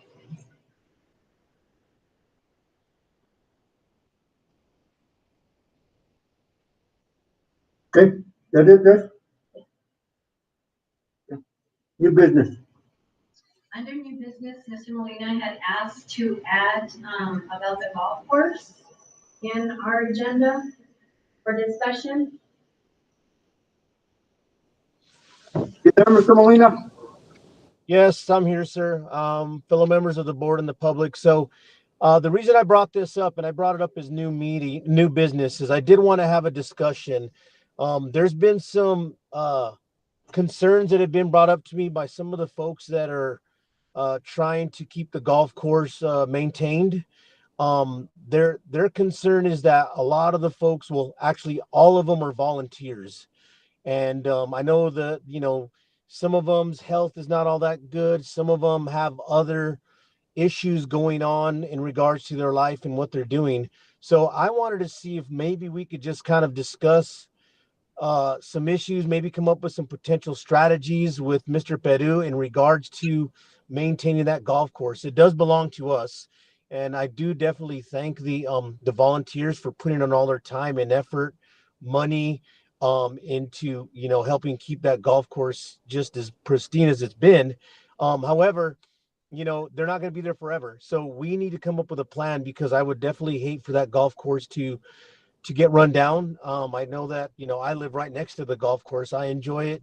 There's plenty of other people in the community that enjoy that golf course. And so I just wanted to kind of toss it around, see, maybe what discussions have been had with facilities and maintenance in regards to maintaining the golf course, and how we're going to go forward in the future. Because we're definitely going to have to come up with a plan here in the next year. Board President, members of the board, Mr. Molina, one of the things, this is George Peru. We've been visiting for about a year. We tried to, because as you mentioned, we have two of the volunteers, their health is deteriorating, and they spend still 10 to 12 hours a day on that golf course trying to maintain it. We have not been able to, with all the ones that do use the facilities, we went out to see if any of the ones that use the facilities, if they'd be able to volunteer time, because we have to train people on those lawnmowers. The lawnmowers, we purchased them also, and we got a really good purchase price on them, but they're very different lawnmowers compared to what we use on the other fields. They have to cut differently, and so they have to be trained on those lawnmowers, and nobody has stepped forward. We've asked quite a few people if they'd like to. I also visited with Tron Fierro, who is the mayor of Bayard. We were trying to come up with a plan. They are in the same predicament that we are. We've moved all our grounds people into custodians, and we currently right now do not have any grounds people. So we are struggling, but Bayard is also, they had 4 grounds people. They are down to 1. And so they are struggling with the similar situation. So we are together. I'm going to be visiting with the council also to see if there's something else we could do with some of their workers, to see if we can get somebody trained, and then we can pay them accordingly if we have to, so we can maintain that golf course. So much work has gone into that golf course, and so much time and effort, on the design. One of the persons that's volunteers designed that golf course. That's what he did for a living when he retired. He was a design golf courses, but he has mentioned to me already that he is on his last leg, and he is going to be stepping down. Whether we get somebody or not, he will step down, and so will the other gentleman. Mr. Holmgren, who used to be one of our employees, is one of the other volunteers, and he spends a lot of time and effort there. And but he spends a lot of time out of the country also, So he is not able to maintain it on a regular basis. So I will come back to the board after I visit with the council, the Bayard Council, after visiting with the mayor from Fierro. I will have to approach the council and visit with them during one of the council meetings. I had thought of going today, but I thought it was more important that I be at this board meeting. And so I'm gonna try and schedule where I go because the meetings are at the same time. And that way I could go over there and see what we could do to get some help. Okay, sir. Yeah, and definitely that would be appreciated. And you bring up another point in regards to facilities, right? I mean, ultimately that property, that course does not belong to anybody but the Cobre Consolidated School District. So ultimately it's our responsibility. It would be like us saying, you know, if why is the football field grass long if we had natural turf? And the excuse of us is that, oh, well, we don't have the personnel or we can't, you know, I mean, me personally, I'm thinking that's inexcusable. We definitely need to make do with what we have. I completely understand the situation that we're in with custodians and maintenance, but ultimately that's on us. And, you know, if we want to move to the next level as a school district, you know, we need to maintain our facilities. I mean, I you know, I hate to bring this up, but, you know, you look at the weed problem outside of the high school, right? And, you know, it's been brought up in the past in the paper and stuff that, you know, hey, we kind of got the messiest yard in Bayard. So ultimately that falls on us. And as a board, as an administration, as a district, we need to come up with some sort of plan to address those issues. And it would definitely be appreciated if you could talk to the city of Bayard. I know that they're in the same situation too, but I don't like the answer that we don't have the personnel to do it, so we're not going to do it. You know, that is actually the point. We do not have, you know, I mean, there's a lot of us, I mean, including myself, that we do a lot of extra things just so we can continue to maintain, you know. And so that's a hard thing. I mean, I'll open an invitation to the board also. If you guys can come out and help us with some of the situations, because we are trying to do everything. The people we do have on board are filtering into many different areas, trying to help each other to make sure that we can continue to maintain our facilities and you know, to make it safe for the students and staff to be there. So that's what the struggle is, you know, and right now it's not just the high school. I mean, I got Hurley that I've already talked to the mayor. We're trying to do some joint things together so we can maintain the property there at Hurley. Central, I'm doing the same thing with Mayor Bosch, you know. So I mean, we are attempting to do some of these things. You know, we need bodies, and it's not an excuse, but we can't do anything without bodies. I mean, only the bodies we have can only go so far, can only do so many things. It's just like the volunteers. I mean, they put in numerous hours, but aren't able to accomplish everything they need to in those amount of hours. You know, so that's and it's not just us in this district. I mean, all the other districts across the state are struggling with the same thing. I talked to other people that have the same position that I do, and we're struggling with that. You know, we for some reason, I mean, you know, I hate to say it, but I mean, I think a lot of them got a lot of free money for a long time, and now we're paying for it because now we can't get them to come in and want to be employed. You know, they don't want to make the money that we're paying, even though we're paying $15 an hour.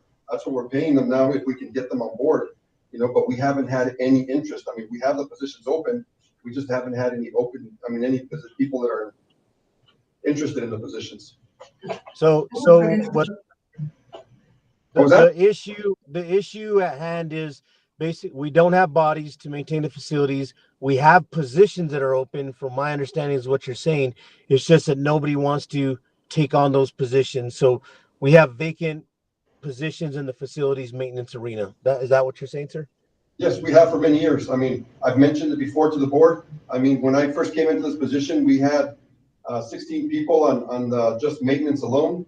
Right now, we are operating with 4 people, you know, and like I said, we moved all our groundskeepers and things. We moved them all to custodial positions so that we would be able to maintain and sanitize everything we need to for the students and the staff, you know, so. Okay. I mean, that's just that's just the way the ball's rolling right now. So it's sounding like it's a capacity issue. And, you know, like I said, ultimately we're responsible for that. So yes, we need to be innovative. We need to be innovative when it comes to recruiting and hiring. I don't know. Has anybody reached out to Workforce Solutions and said, hey, look, we got these positions? I mean, what are we doing to fill those positions? I mean, support that the school's not going to run without support staff.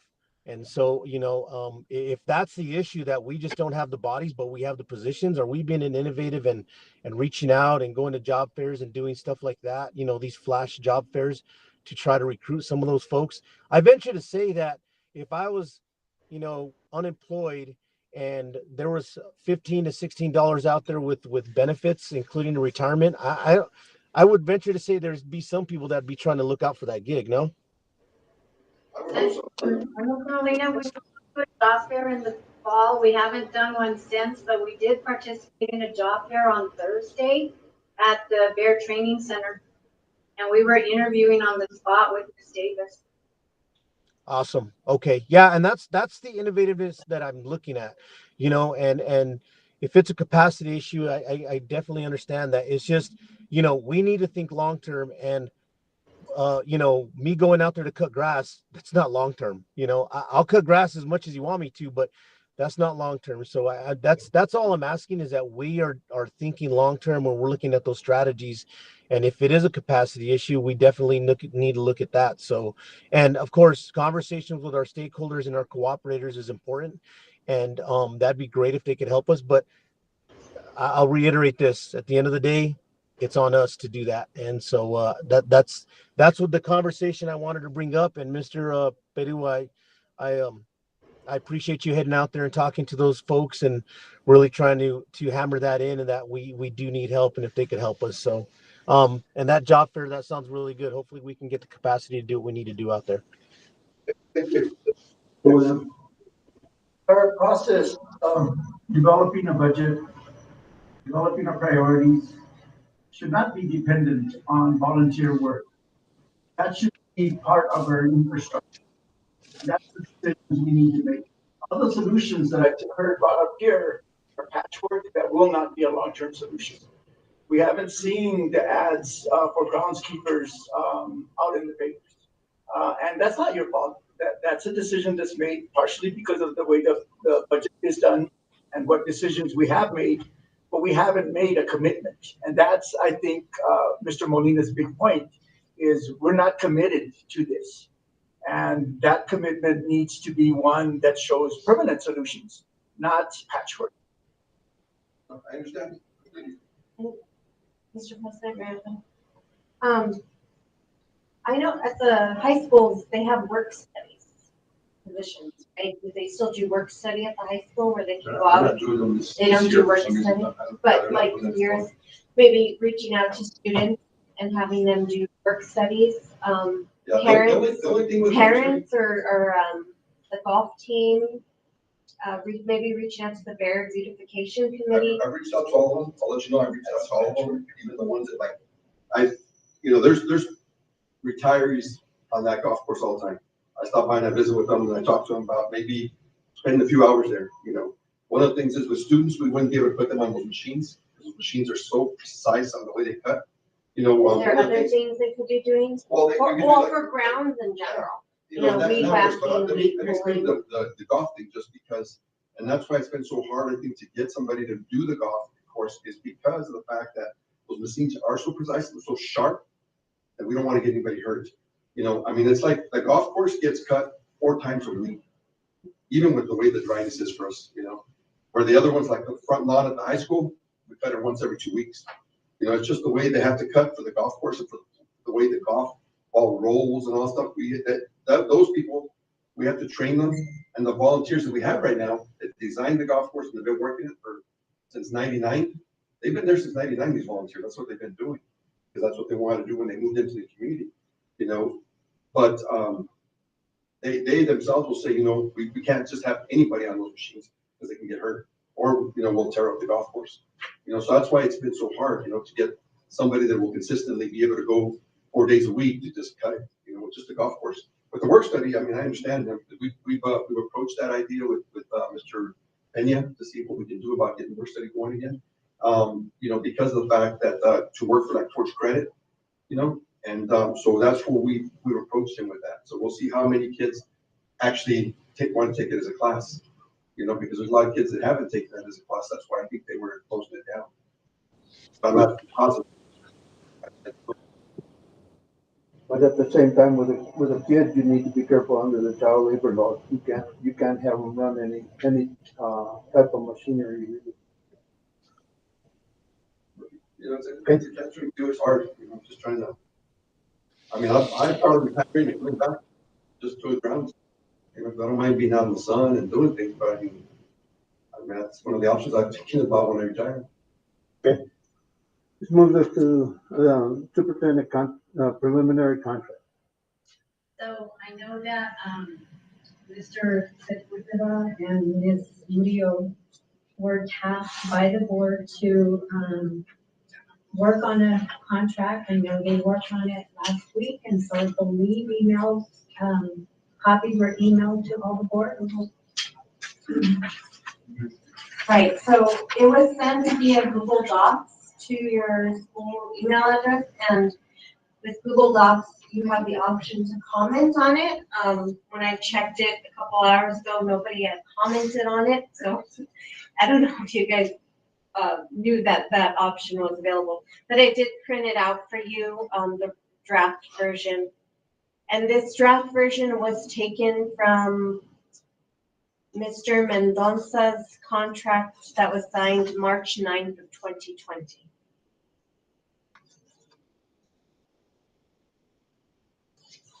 With a few changes. Yeah. Right, There's a few things not in here which are good. we went through and Mr. Corey also was with us, and we went through each one and made some changes, and so.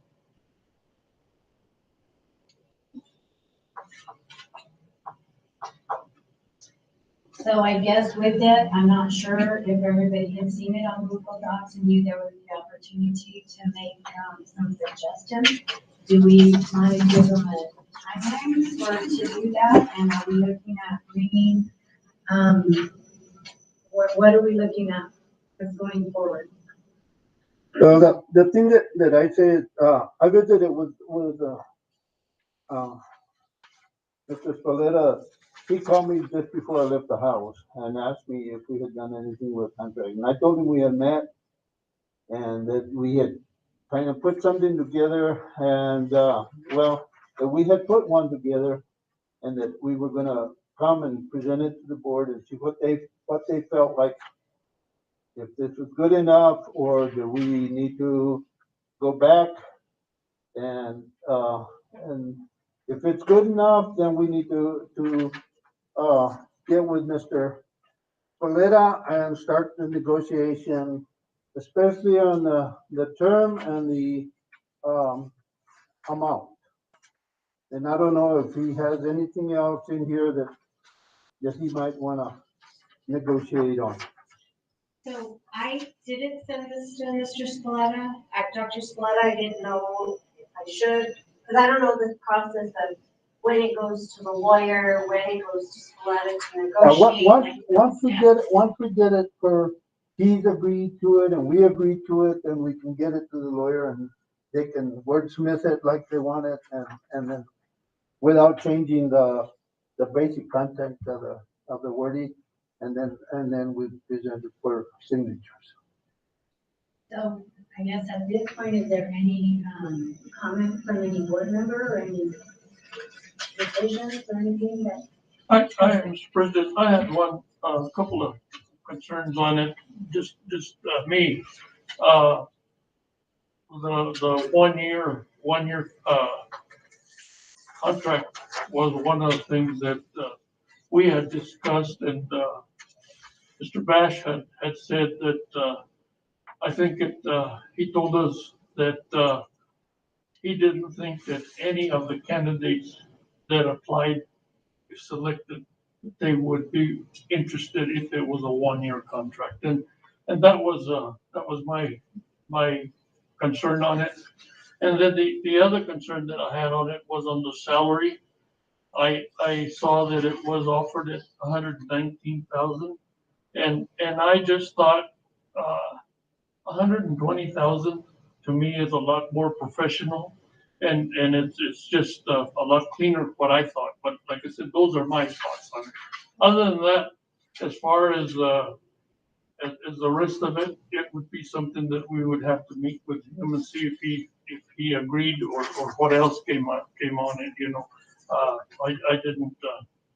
didn't see any real concern on it at all, other than that. Those were the things that I thought, that I had of interest.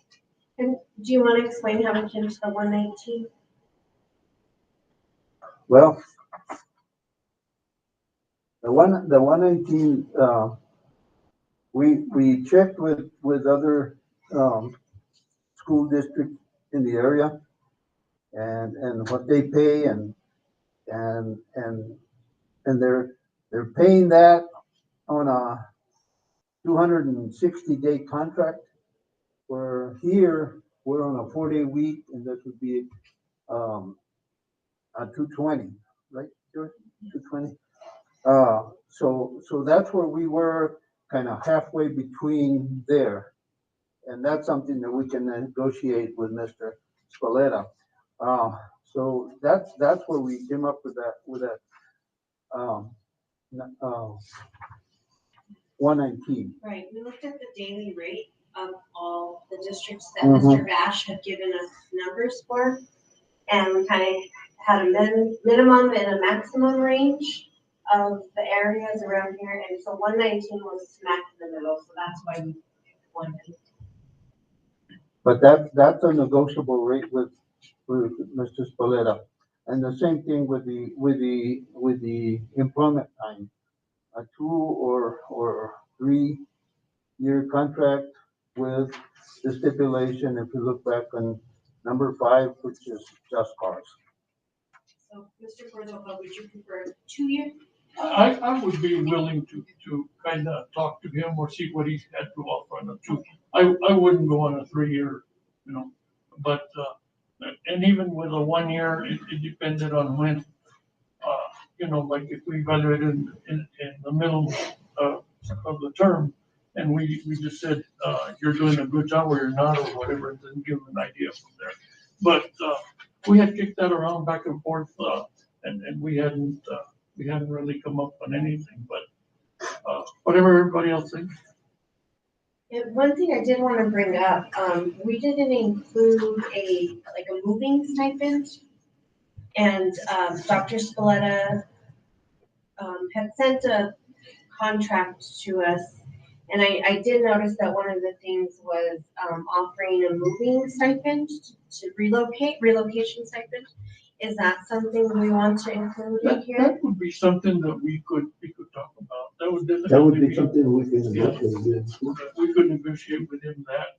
Of course, you included the vehicle, the school vehicle. Yeah. You know, from school to school or business or whatever that, yeah. District provided or? Yeah, so, yeah, so this for the superintendent shall have the use of a school district, use of a cell phone and laptop computer. Yeah. Yeah, that's it. Yeah, and we even talked about depending on if he goes to the school at San Lorenzo, he might not have, cell phone service, so we would also talk about the type of phone, whether it's, T-Mobile or Verizon or whatever, I don't know. More of a satellite issue, use a satellite versus. I think Mr. Corey said T-Mobile works. T-Mobile works out there and so does Verizon. But the thing that you brought up on the moving expense and stuff, that might alleviate a little bit on the salary, you know, the 119 or whatever, that might help that out. If we're gonna do the moving part, then we need to, I would suggest we look at the residency part of that. He's already stated that he wants to be here. We can make it that, we will provide this, and you will reside in the district during employment. I Yeah, think. that's 13. Can I just say Yeah, that? it says, that's not what it says. It says, superintendent agrees that it's important to reside, within the school district boundary, and the superintendent shall make every effort to meet that arrangement. So That you doesn't want to mean- reword it that he has to live in the district? If it is that, we're gonna provide the moving expenses. Go ahead, Jess. I just was gonna say that I know he's looking for a place, in the district. I know he's struggling to find something right now. So I have a few feelers out there trying to help him find a place. So that would be the only thing, is not actually finding a place in the district. Yeah, finding a place in this area that's livable. is Probably, So I don't know if you want to word it, I mean, I don't know, but that would be a team law, but that might just be the only issue. I mean, cause he could find a place in Arenas Valley and it might not be in district. Yeah, so Maybe like in the county? that wouldn't be a bad idea. That wouldn't be a bad idea. The arrangement with Mendoza was, he was absent. He was absent from the community. He was not engaged in the community. And we should have a superintendent that's willing to, and he's expressed that. So I don't think he's necessarily going to be against it either. But it would I be. think that the house that Mendoza lived in, and it was a pretty nice house. That's the one we're working on. I think it's still available. We're working. We're working on getting in that one. So, I've got checks and stuff out to people to try to get them. So maybe we could put down that his living arrangement should be that he's still available to the community for a vast majority of the time.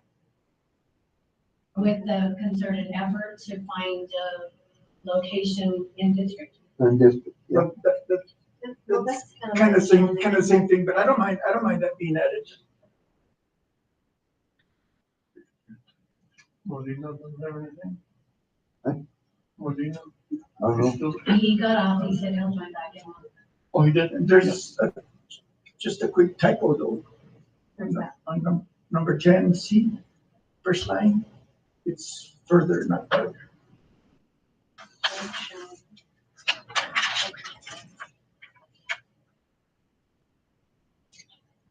The other part too that I have a concern on is we don't mention anything about evaluations.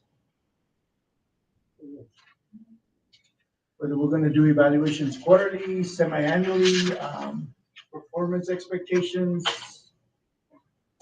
Thought we had That's in to- our policies. Isn't it in our Oh, policy? no. Yeah, But the- but I think we should put it in here. I thought we had. Evaluations? I thought we had. performance expectations shall be communicated to him through the evaluation process on maybe a quarterly basis for the first two evaluations and then semi-annually after that. Do you want to email me the wording and so you all have access through Google Docs. So as I make the edits, you'll be able to see and make comments about something about performance. You've got his contract also, Performance The expectations. one he emailed, the one he emailed. yeah. Yeah, the one that he emailed had something in. Okay, let me pull it up.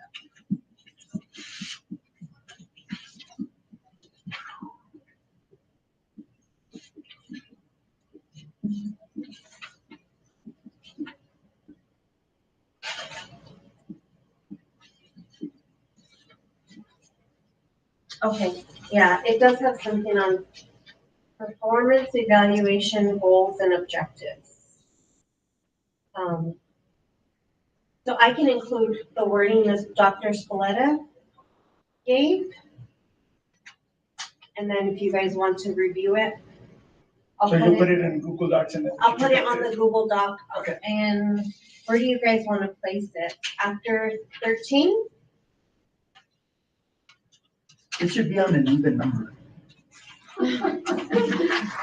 No, if it's after 13, it'd be an even number, 14. There you go. So you want me to That's- just put it in for number 14? That'd be good.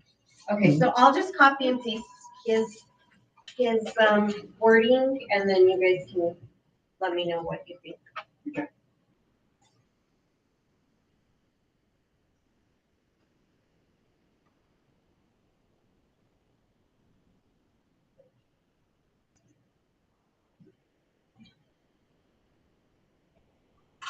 So do we have like a tentative window? I do know that he did say that he would like a 3-year. We have 2 or 3 here. A 3-year. We do have 2 or 3 years. So that's something Maybe two. we can. Yeah, and I would agree, 1 is too short, 3 is too long. To make a commitment for a new person. No, making the changes.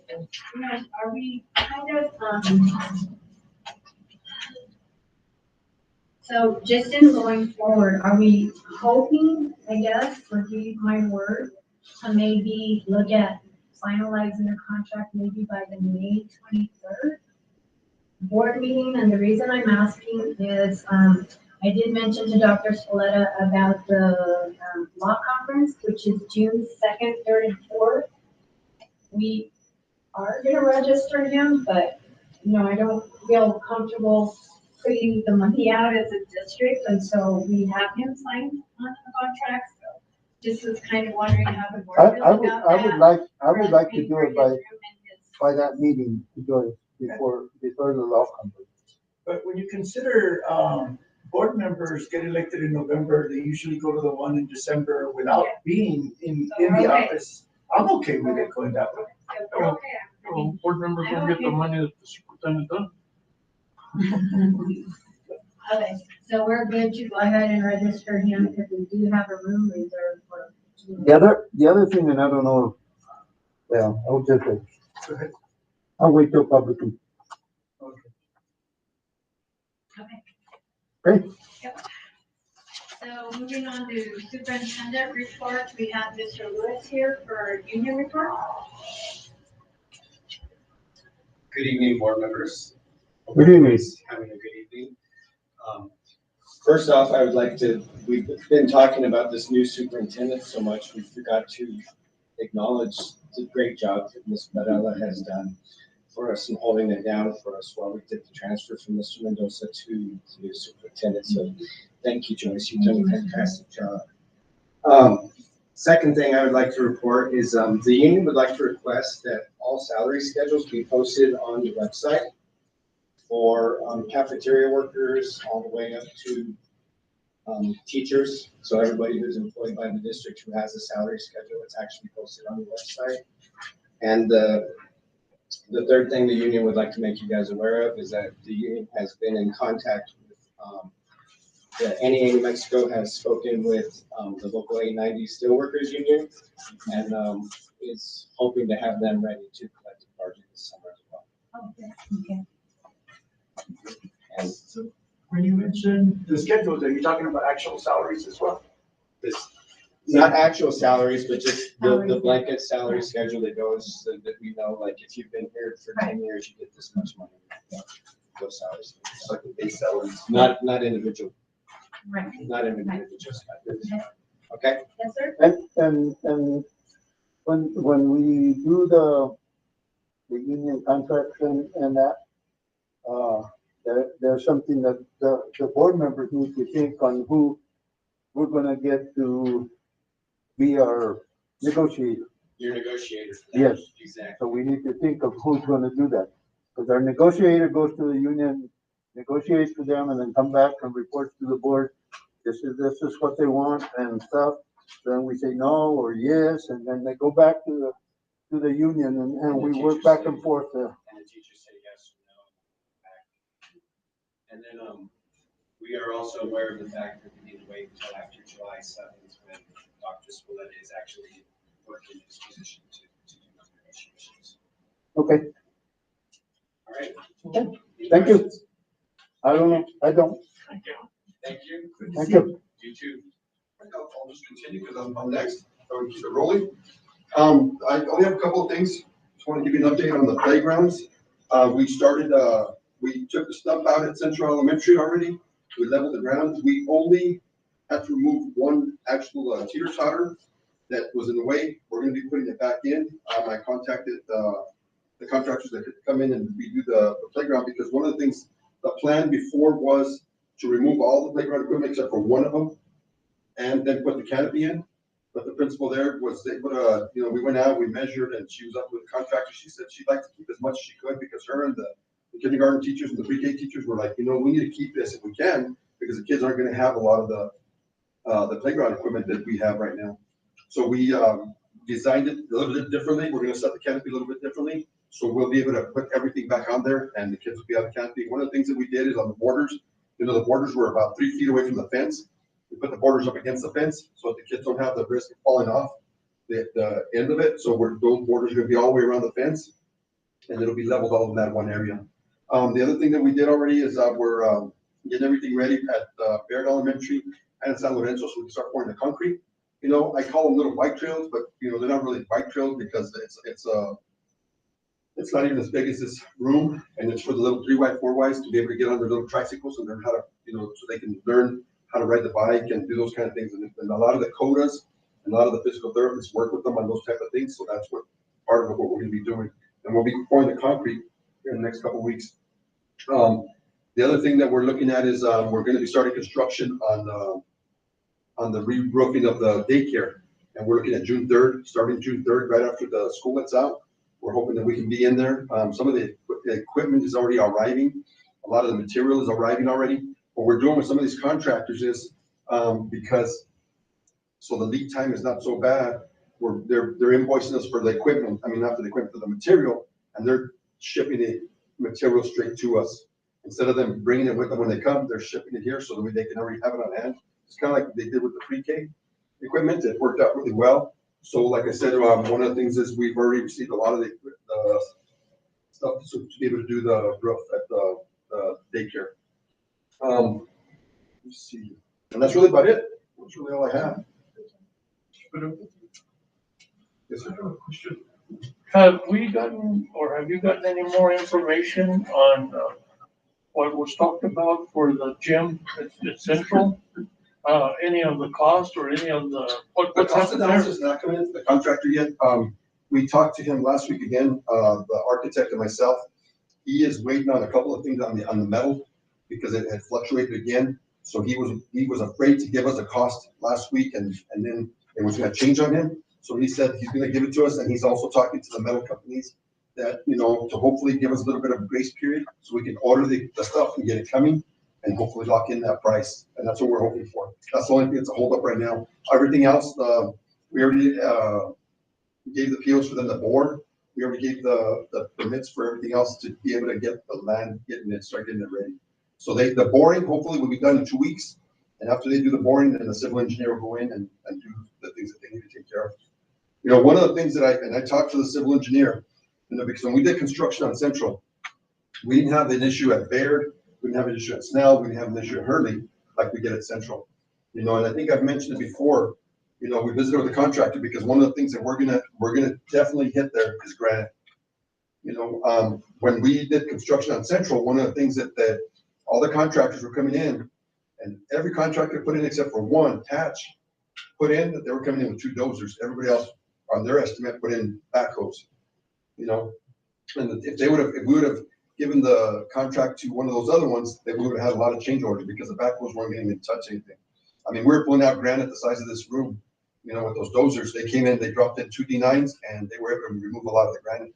I'm hoping that, it could be a really good thing for us because if the granite's there, we don't have to go as far down as we did with the school, with the plumbing and things. What's really good is that we can probably set everything on top there, and it'll be really good to foundation. So, but I'm expecting that we'll hit the granite in that area also. Okay, but yeah, as soon as they give us the cost analysis, I will bring it in, and that way I'll let you all know at the next board meeting if we have it. Okay. Any other questions?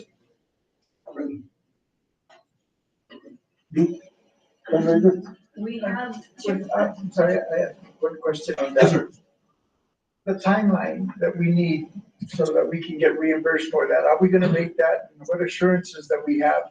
That, We don't really have big assurances right now. I'm gonna be honest with you. We're working towards it. You asked me the same question last time. I think a lot of it is, we're hoping that we can get it done. We'll be visiting again with Regina, the one that was here earlier, because she was trying to guide us on that in that direction so that we wouldn't have to refinance. Because we refinance, it's gonna cost us some extra money that we don't have. So we're hoping that we can fit that timeline, and that's part of the conversation that we've had with the contractor. The one, if he is the one awarded that, the one that's giving us the cost analysis, that's gonna be our timeline that we really need to push forward. He's actually one of the ones that's coming in and doing some of the playground equipment. It's ESA Construction that we're looking at also. And we've already talked to him about the timelines and what we need to have, because we asked him for definite timelines, the architect and myself, because we told him we needed to have that in order to try and make that deadline. If it is that we can't get definite timelines, to give us none is to me not acceptable. Yeah, we'll have some timelines for you. We'll definitely have some time, because I'm one that works on timelines because I need to have everything done by a certain time. When students are going to be coming back in July, before it should be August, now we have to schedule everything we have to get done in the middle of June. So I like timelines because I want to be as close as possible to those deadlines so that we can have everything ready to go. And the gym, is one of those things that it's going to be used for the students. We want to be able to get that taken care of. So, I'm on the same page with you on that. So Whether it's page 9 or 10, it's the same. So when will we be able to get timelines? As soon as I can get it from the contractor. Because he's the one that's going to have to set them for us, because we can't set them for him. Him and the architect will work together to make sure we have them. And the architect's pushing him on it right now. Mr. Rob Price. So it's ironic that we're having a discussion about timelines and not being able to have a timeline to get one. Yeah, and I think, I've mentioned this before, and it's not an excuse, but right now with the way everything has gone with COVID and the way everything has gone with material, you've worked in electrical for a long time, sir, and it's very different now from when it was 5 years ago. So that's one of the things that we have to work with and we have to deal with. So we're trying, I know when we did like Central, and we did Snell, and we did Purdy, and we did Snell, we had our timelines, we're meeting our deadlines, and everything ran a lot smoother than it is now, because now you can't get a contractor to give you an estimate and then expect the same estimate if you can't do construction for 3 months, because it's going to change. That'll definitely change. So I know he's trying to lock those people in on the metal, and we're going to try and lock him in when he gives us the price. So because I know that the way we operate, and that's the way I operate. I grew up in that environment, so I understand the timelines and what we have to do. And that'll be part of the contracts too when we put out the contracts, because when we put out construction contracts, we put timelines on them, and a lot of times if they don't have it done by a certain time, they get penalized. We get penalized. They get penalized. We get penalized if we don't finish it on time. No, they get penalized because then they don't get as much from us as they should have. Or we lose our funding. Well, with this project, but what I'm talking about is all the other projects. No, I'm talking about this project. Yeah, but I'm talking about all of them, because I'm not just involved with this project. I got a lot of projects. You can laugh about it, sir, all you want. What I'm saying is, I'm just being honest with you. You tell me to be honest with you, and I'm being honest with you. I'm trying to give you everything, all the information I have, and that frustrates me sometimes because I'm trying to be as honest as I possibly can and give you the timelines, but we don't have them. As soon as I get them, I'll come in, I'll put them on your thing there, and I'll say, there they are. This is what we're working with. This is the timeline we're working with. But if I don't have them, there's nothing I can give you. When I have it, I will definitely give it to you.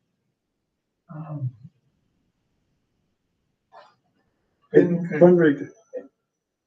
In terms of dynamics, where the timelines are in terms of our priorities. Yes, sir. It didn't fit your presentation. It seemed like it was more of a sideline than it was. And so the discussion that you say, well, this is the same as every other project. It's not the same as every other project. We don't have that kind of ramification. So that's was my level of frustration. This isn't any other project. This is one that we could stand to lose $1.1 billion on. I understand that correctly. Okay. I understand that totally. Fundraiser, On fundraisers, we have two, both by the Boys and Girls Wrestling. One is for a summer camp for kids age 5 to 18 for June 23rd. And the purpose is for summer tournament travel. We have another one also by Boys and Girls Wrestling for T-shirt and car wash on June 11th. Is a tentative date. And that's also for summer tournament travel. combined projects is a financial goal estimate of 3,000. That believe, I think one other thing that I just wanted to bring up is, we are still looking at May 26th for our board retreat. I believe that, and I can run and grab the papers from my desk, but, because I forgot to get them. I believe that, Dr. Spoletta wanted to look at the possibility of postponing the strategic plan to next year to fit in with his, 90-day entry plan. So I was just wondering if that's what the board wants to do, so that I can let the date go that we had for May 31st, in case DES has anything else that they want to bring up, that they want to present to another district at that time? Or do we want to hold that date a little bit longer and maybe make a for sure decision at the next meeting? Well, we have to vote on it, right? Yeah, that's an action item. Yeah. We voted to do it, we're still doing it, but the date we changed the last time without an action. I believe we did. But we can bring it to the next board meeting and put it as an action item. And then I can give you a printout of Dr. Spoletta's plan with his 90-day entry plan and where the strategic plan would fit in.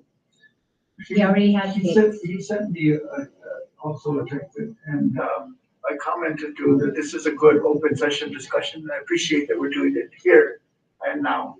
And I suggested to him he have Mr. Chavez come and make a presentation as to how we thought that would fit. And Mr. Chavez is available and willing to come to present at the next one. I think that's a good direction to go. So I'll put it on the next agenda.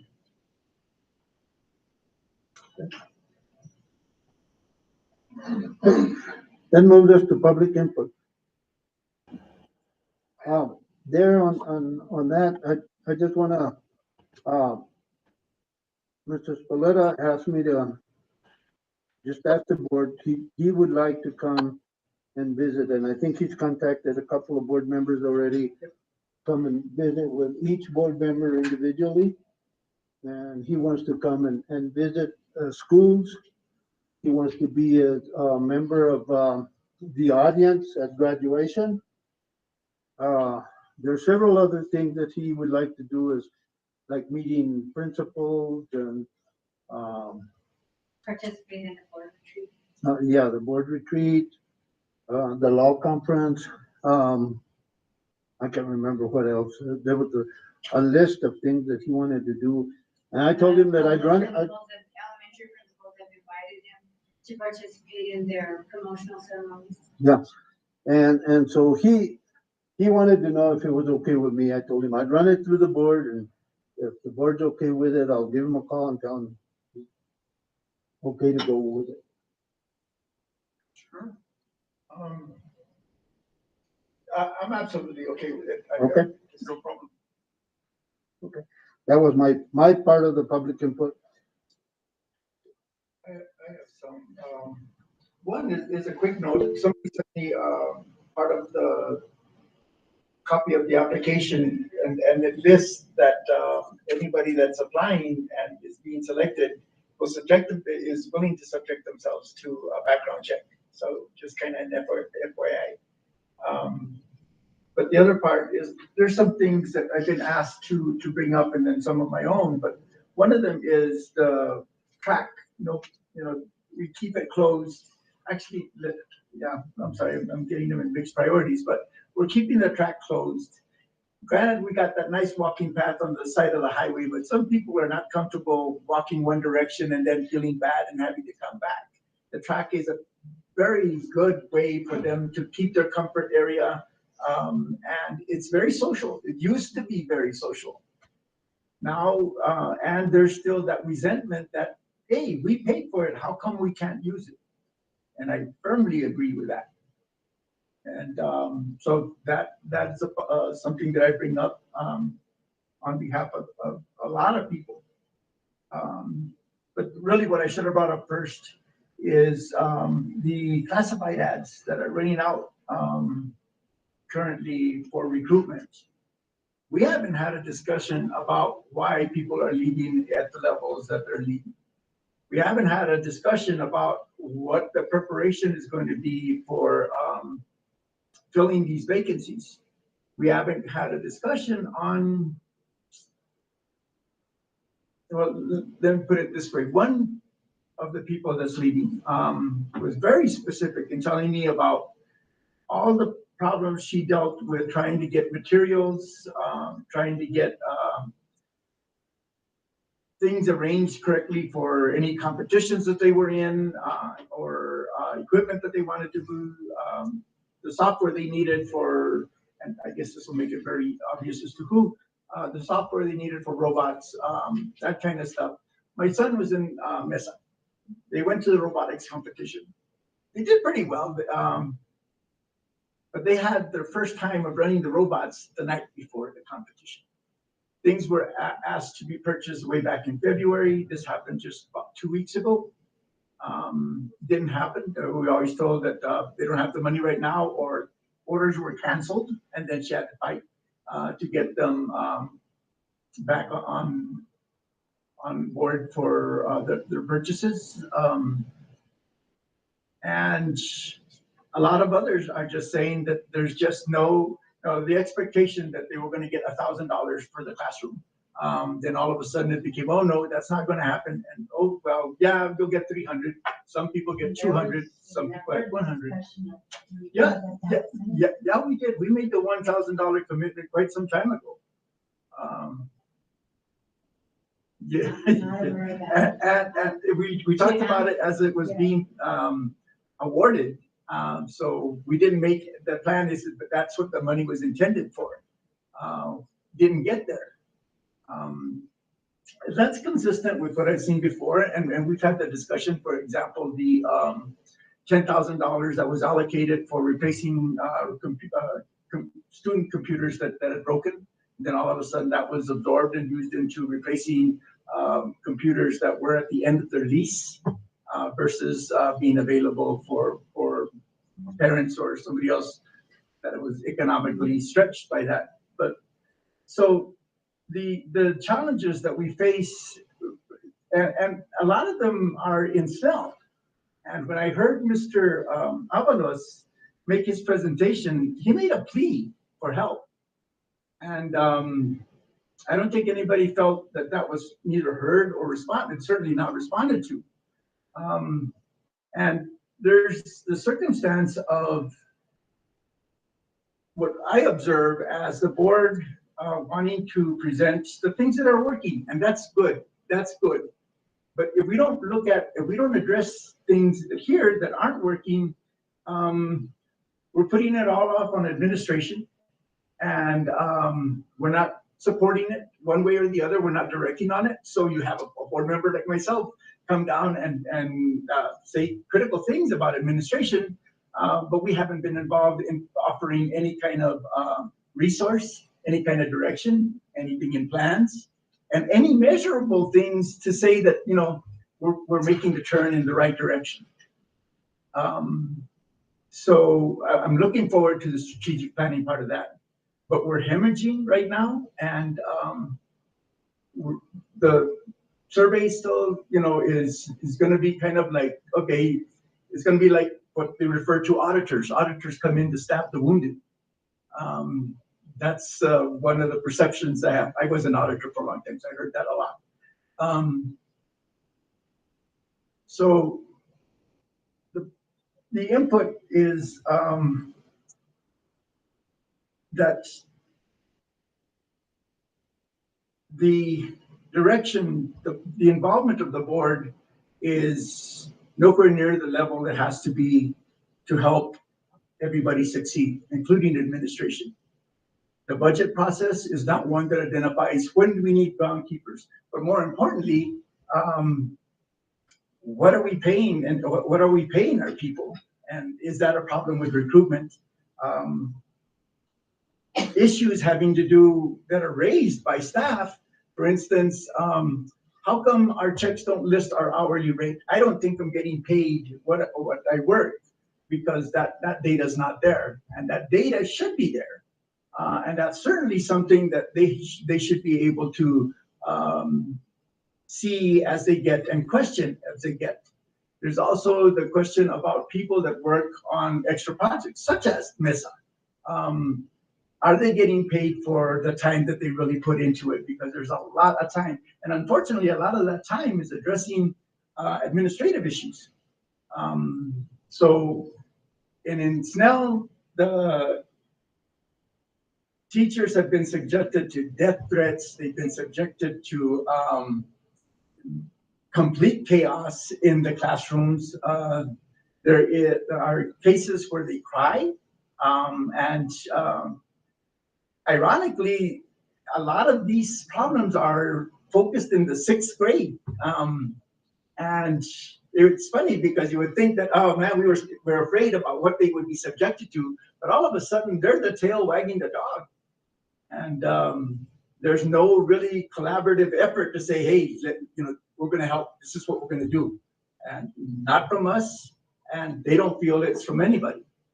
So this is a plea, not a criticism, but it's a plea for us to develop a system that addresses that puts our priorities where they should be, not on just meeting like what we do right now and solve a few tiny things, solve the issue with the golf course. It's an important issue. I'm not discounting that. But all of these things should actually be part of the budget, and they should be constrained. The money is what drives the direction.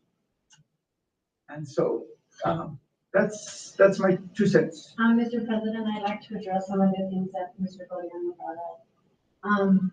First of all, stipends are on their contracts, so any additional pay that any of our staff members get, or any clubs or whatever they are sponsors of, those are reported by principals as to which positions they want to have for additional stipends, and those are included on their contracts, so staff members do know what stipends they're getting paid for that. But the question on that is it adequate for the amount of time they actually spend on that particular project?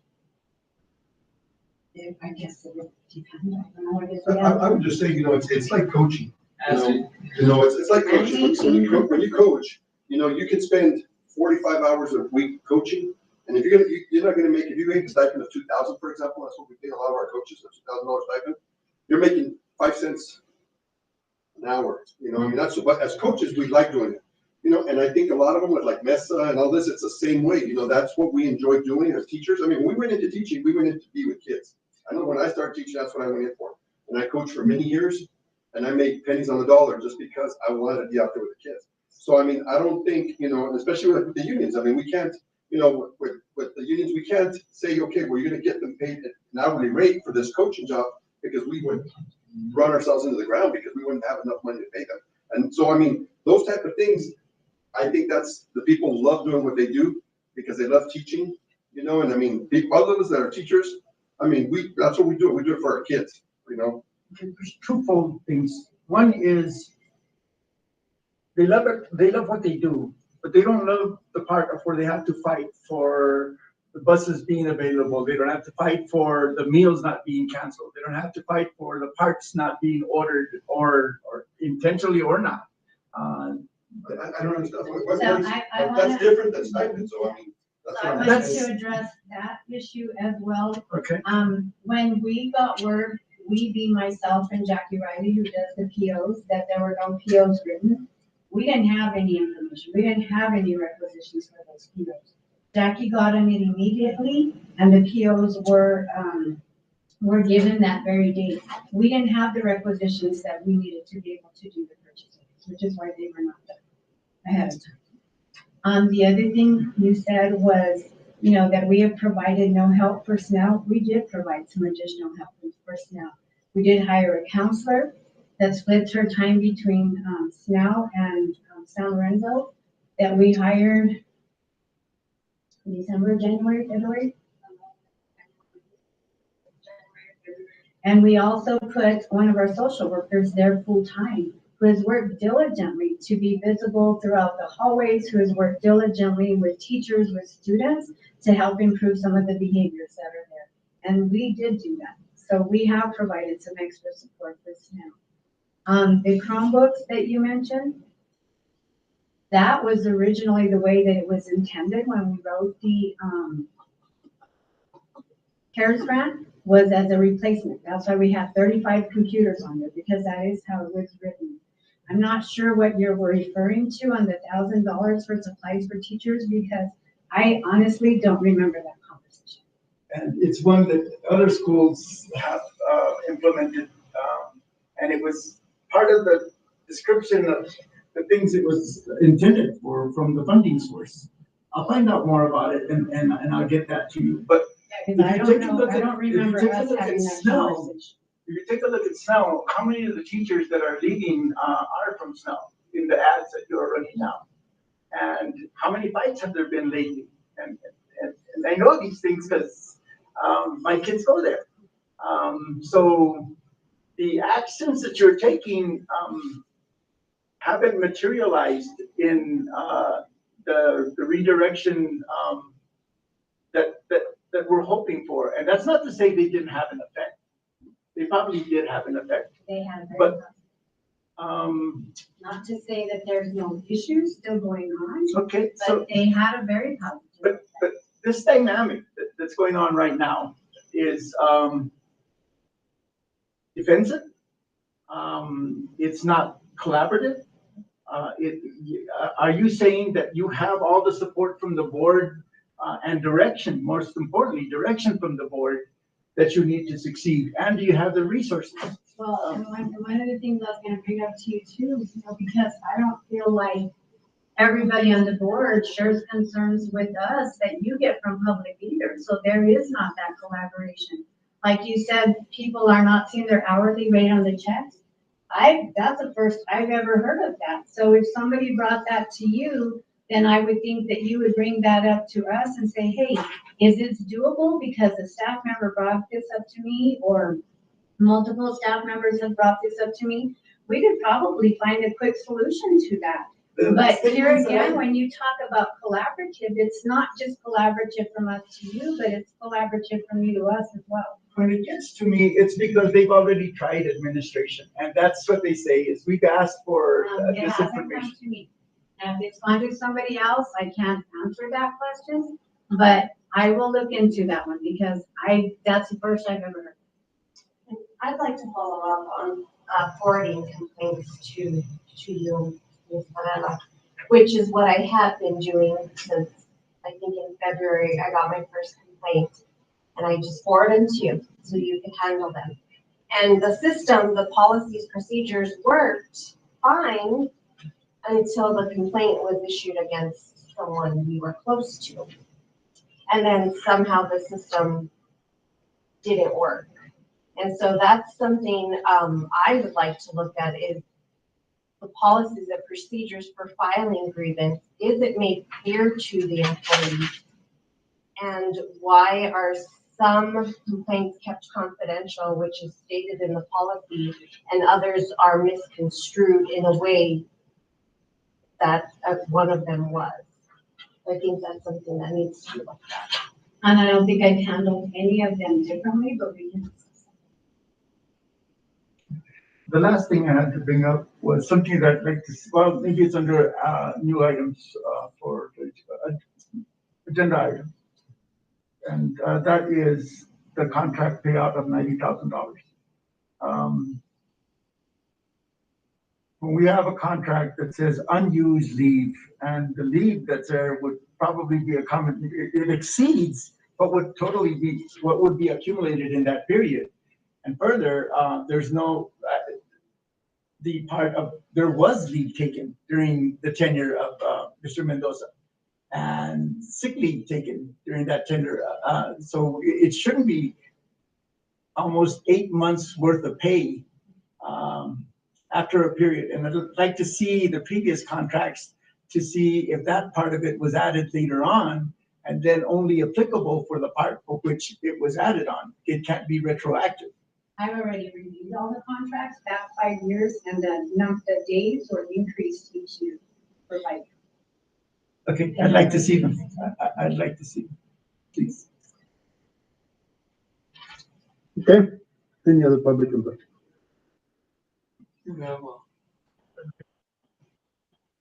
he raises, that's been up for a while. Are you there? Yes, sir. I was just curious on seeing if there's a possibility of maybe you guys hosting a workshop for the ETN for a discussion on the future of the technology that can be brought into our district, better the use of instructional devices for the staff or whatever might be needed, to have something to base your guys' decision off of prior to that meeting if possible. I couldn't understand. I believe you said a workshop for a work session for the ETN before we make our To decision. compile the list and. Is that what you're asking for, Victor? Yes, just to see if there's, if that would be a little bit more of a clarification on helping assist the decision on what direction that we should take. And another thing on one of Mr. Guadiana's things when it comes to the middle school, and I think it's a problem district wide, and it's something that I get myself and Daniel, we get various complaints on, and it's the fact that there's so much distraction, there's so much behavioral issues and damages, and that particularly comes to play with cell phone. Cell phones is your guys' biggest issue. If there's a policy or if there's a something that states on what the intended use of having that is, or what they can be used for. Yes, I know it's if a device is broken, they can utilize their cell phone, but at the same time, they have social media at their fingertips and they're causing havoc. I know when I was growing up, there was an emergency, your parents called to come and pick you up. It should be the same way. That's one of the biggest issues too when it comes to active shooting environments in schools. Parents know before law enforcement. So this is pretty a big security issue. And there's a lot of cyberbullying, and they tell us hey, I got this going on. What can you do? I was like, hey, if it's on a district issued device, I can assist, but most of the time it's on a cell phone. I can't do anything with that. So law enforcement gets involved. Law enforcement's the one that has to contact the parent and go from there. And we've had dozens of those complaints from across. And then there's just one other. Victor, as the board reviews, starts the review of the policies, that'll be part of those policies as well. Okay. And then that other one was in reference to that ordinance. If you're going to see if you can get that added for the May 23rd meeting for the signatures. Yeah, that'll be for items for next meeting. Oh, okay, gotcha. That is all. Okay. Thank you, Victor. I have one comment. I went to our website, and I noticed that the minutes have been pulled from all the years except 2021, 2022. And I think it's vital to keep those previous years' minutes up there. Well, they're not up there, they've been removed. So I was just seeing if we can get them back up there. Like I can put them back up. They used to just want the last year, and I would do that. But just being myself and Daniel, I'm the one that manages our district website. So with everything that I do on a daily basis and try to stay on top of that, it's real thing. I fell behind and I didn't remove things, but like I said, it's never been stated on how long everything's supposed to be. I can immediately turn that on, no problem. It's just hidden. Yes, I'd appreciate that. Because I think they remove them and put them in hard copy, don't they? No, we do have just a hard copy, but I think they still need to stay on the website. Absolutely. Thank you, Victor. Victor, I looked at that as kind of almost a golf course. It's nice to look at, but it's a lot of maintenance behind it, and we haven't made that commitment. What was that? You said I haven't made that commitment? No, we haven't made that. Yes, exactly. It's a lot of stuff, but I can get that turned back on. They're just hidden. That's not an issue. Okay, thank you, Victor. Yes, sir. And other than that, there's nothing, no other request for public input. Okay. Okay, moves us to number 8. Entertain a motion to go into executive session.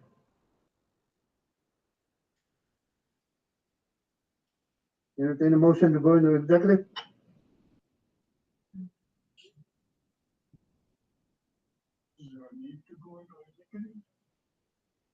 Censorship. No motion? I'll make a motion. Motion by Mr. Guadiana, second. Second, Mr. Cordova.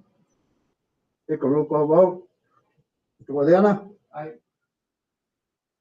Mr. Molina, are you still there? No? Okay. Myself, yes. Mr. Cordova? Yeah. Ms. Murillo? She's in the room. Go ask. No.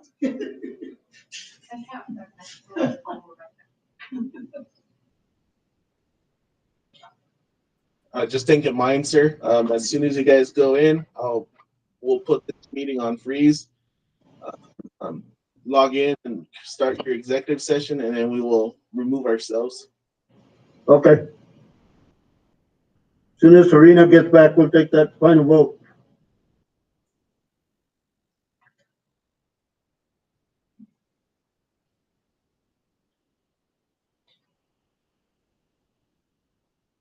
And then if we could take a break, I gotta go. I gotta go. She just. I'll go.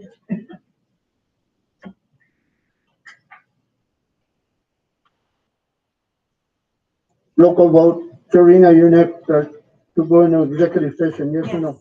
Yes? We're close.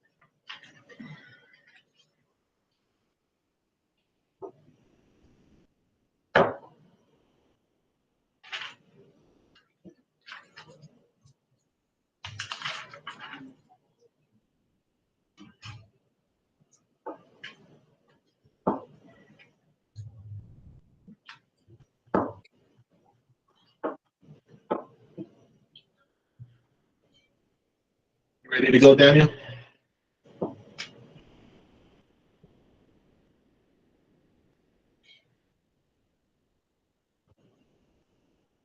I need to call in, Victor?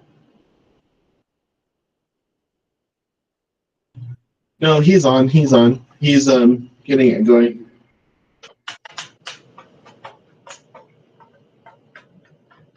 So he just sent a message in the chat. He said it's ready, but we can't hear him due to the stream. So he says it's ready to go. Okay, go ahead. You guys have, thank you. Ready? I'd like to call the regular meeting of Cobre Board of Education back into session. We went into executive at 7:46. It is now 9 o'clock. No action was taken there at that time. Entertain a motion to go back into open. Motion by Mr. Cordova, second. By Mr. Guadiana. So we're back in open. Take a roll call vote, I'm sorry. Mr. Guadiana. Aye. Mr. Molina. Yes. Myself, yes. Mr. Cordova. Yes. Ms. Murillo. Yes.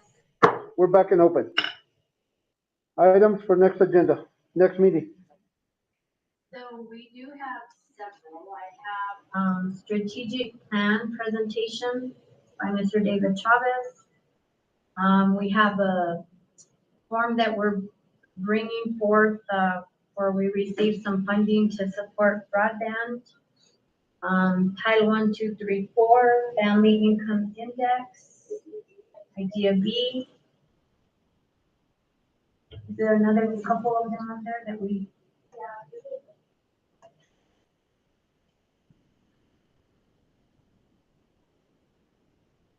Oh, the other thing we'll have to do at the next meeting is set up the next, policy work session dates for the 200 series. Have you done the 100? No, we're, Oh, okay, just setting up the. yeah, series dates. And then first, we'll do the first reading of the 100 series. And schedule, oh yeah, schedule June work session. Okay, what? But they can bring their notebooks. So by your. The two. Title for, I got that. pre-K, open science.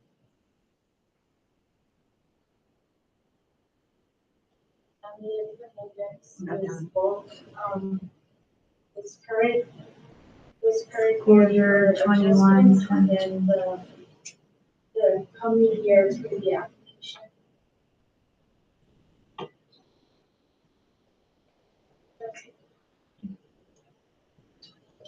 Additional compensation.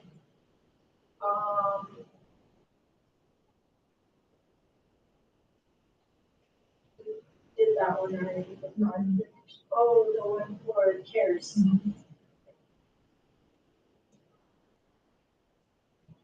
Okay, and there may be others that we realize, but they'll all be going to the finance committee before they come to the board. That's all I have. I don't know. Does anybody else have any?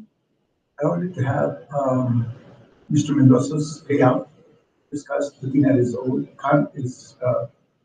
last contract, and as many others as are accessible. See what changes took place. And also, part of that should include how it was calculated, that payout should have been $90,000.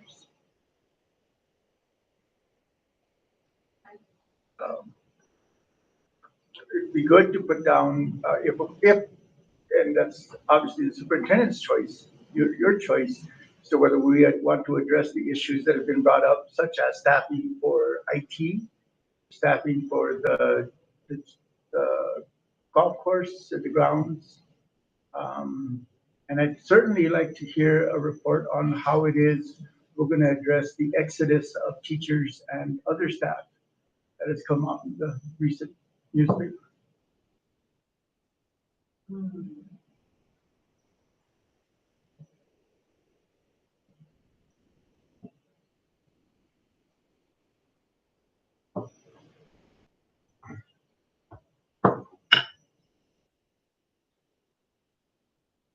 And were we gonna discuss the ETN? Um, And Oh, yeah. before then, can we have like, Victor had suggested having a work session? So we could do that, so this would be my suggestion, that for us to do that, because we do have a work session on Monday for the 100 series, it's not enough time to advertise for that. But we have another one on Wednesday that if we want to say, do the work session following this work session, unless you want a different date, because we'd have to advertise it in the newspaper. So we have 3 work sessions already scheduled, but they're to work on policy, the 100 series. We have a work session this Wednesday at 11. We have a work session Monday the 16th at 5, and then another one Wednesday the 18th at 5. Those are for policy? For all the 100 series on the policies. I'm not here Wednesday. Wednesday at 5? Yeah, so they're all at 5. So we have the 11th, the 16th, and the 18th. Now, the 18th, we had said was a maybe meeting, depending on where we got on, or where we get to on the 11th and the 16th. So what Ms. Murillo is asking is if we could have a work session with technology department prior to the 23rd meeting. So my recommendation is we do it on one of these already scheduled dates. We just have to pick a time because we have to advertise it that way. So it's already been advertised on Wednesday at 5. So we can't do it at that time because that's already advertised that way. So I don't know if we want to do like Monday at 7. I don't know how long it's going to take us on the policy, so I'm not 100% sure. So we would have enough time because today's Monday. 19th? Last day for Up to the work. Because on the 17th, we have a finance meeting. So can you guys do and I guess we'd have to ask Victor as well. He's on. Victor, does Thursday, May 19th work for you? Yes, ma'am. You know, work session in reference to the educational technology. To discuss, like, okay, And what time will that be? we haven't decided yet. Is that date good for everybody? What day? The 19th. Can we do 5 o'clock? It's really hard for me to get here. The 19th. A Thursday. So that would mean meeting Monday, the 16th at 5, Wednesday, the 18th at 5, and then Thursday, the 19th at 5. Or could we say the 18th at 6? If the third reading doesn't take as long, or So has everybody already started reviewing the 100 series? Like, do we really think we're gonna need that third session, or just at least an hour of that third I'm session? nowhere close to even the middle. Okay. of the 100 Yeah. series? Yeah, but it's certainly, I have a road trip that's coming up that will give me, I'm not driving either. So that I intend to spend a lot of time on there doing that.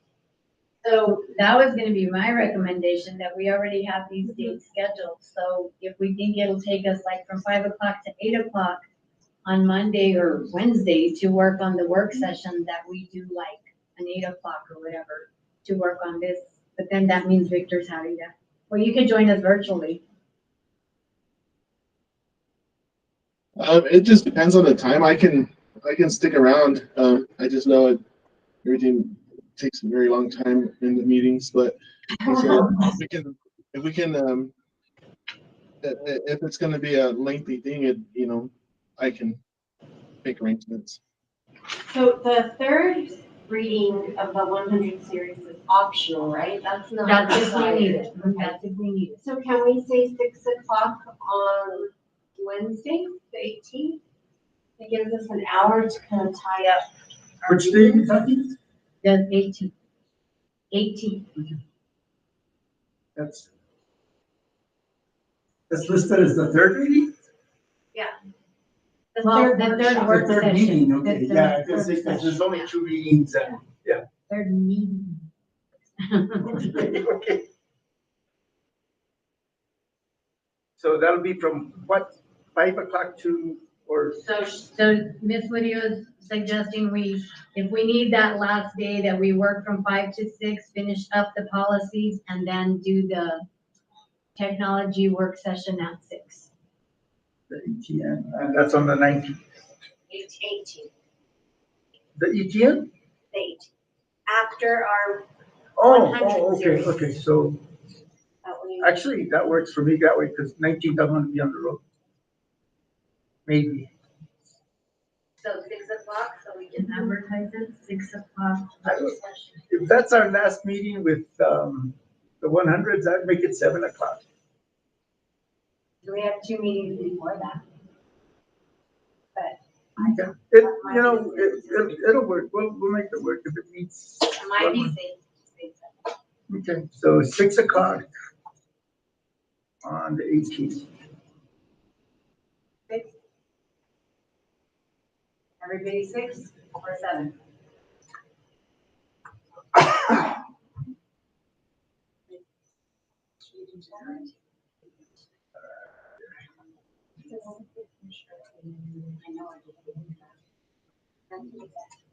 yeah, we'll do 6. Hopefully we'll get a lot done on the 11th and the 16th. So the 11th is from 5 to 8? We didn't put an end time. Oh, We didn't put an end time for the 11th or the 16th. do we have to publicize it? We publicize it. No, I know, but did we publicize an end time? Okay, if we didn't, then that's fine then. Just like this meeting. We didn't publish at 7 o'clock anything for this meeting. Okay.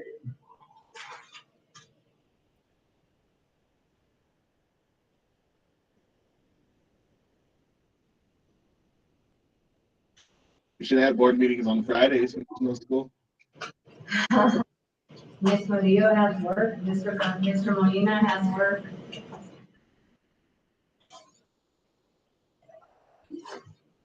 That's it?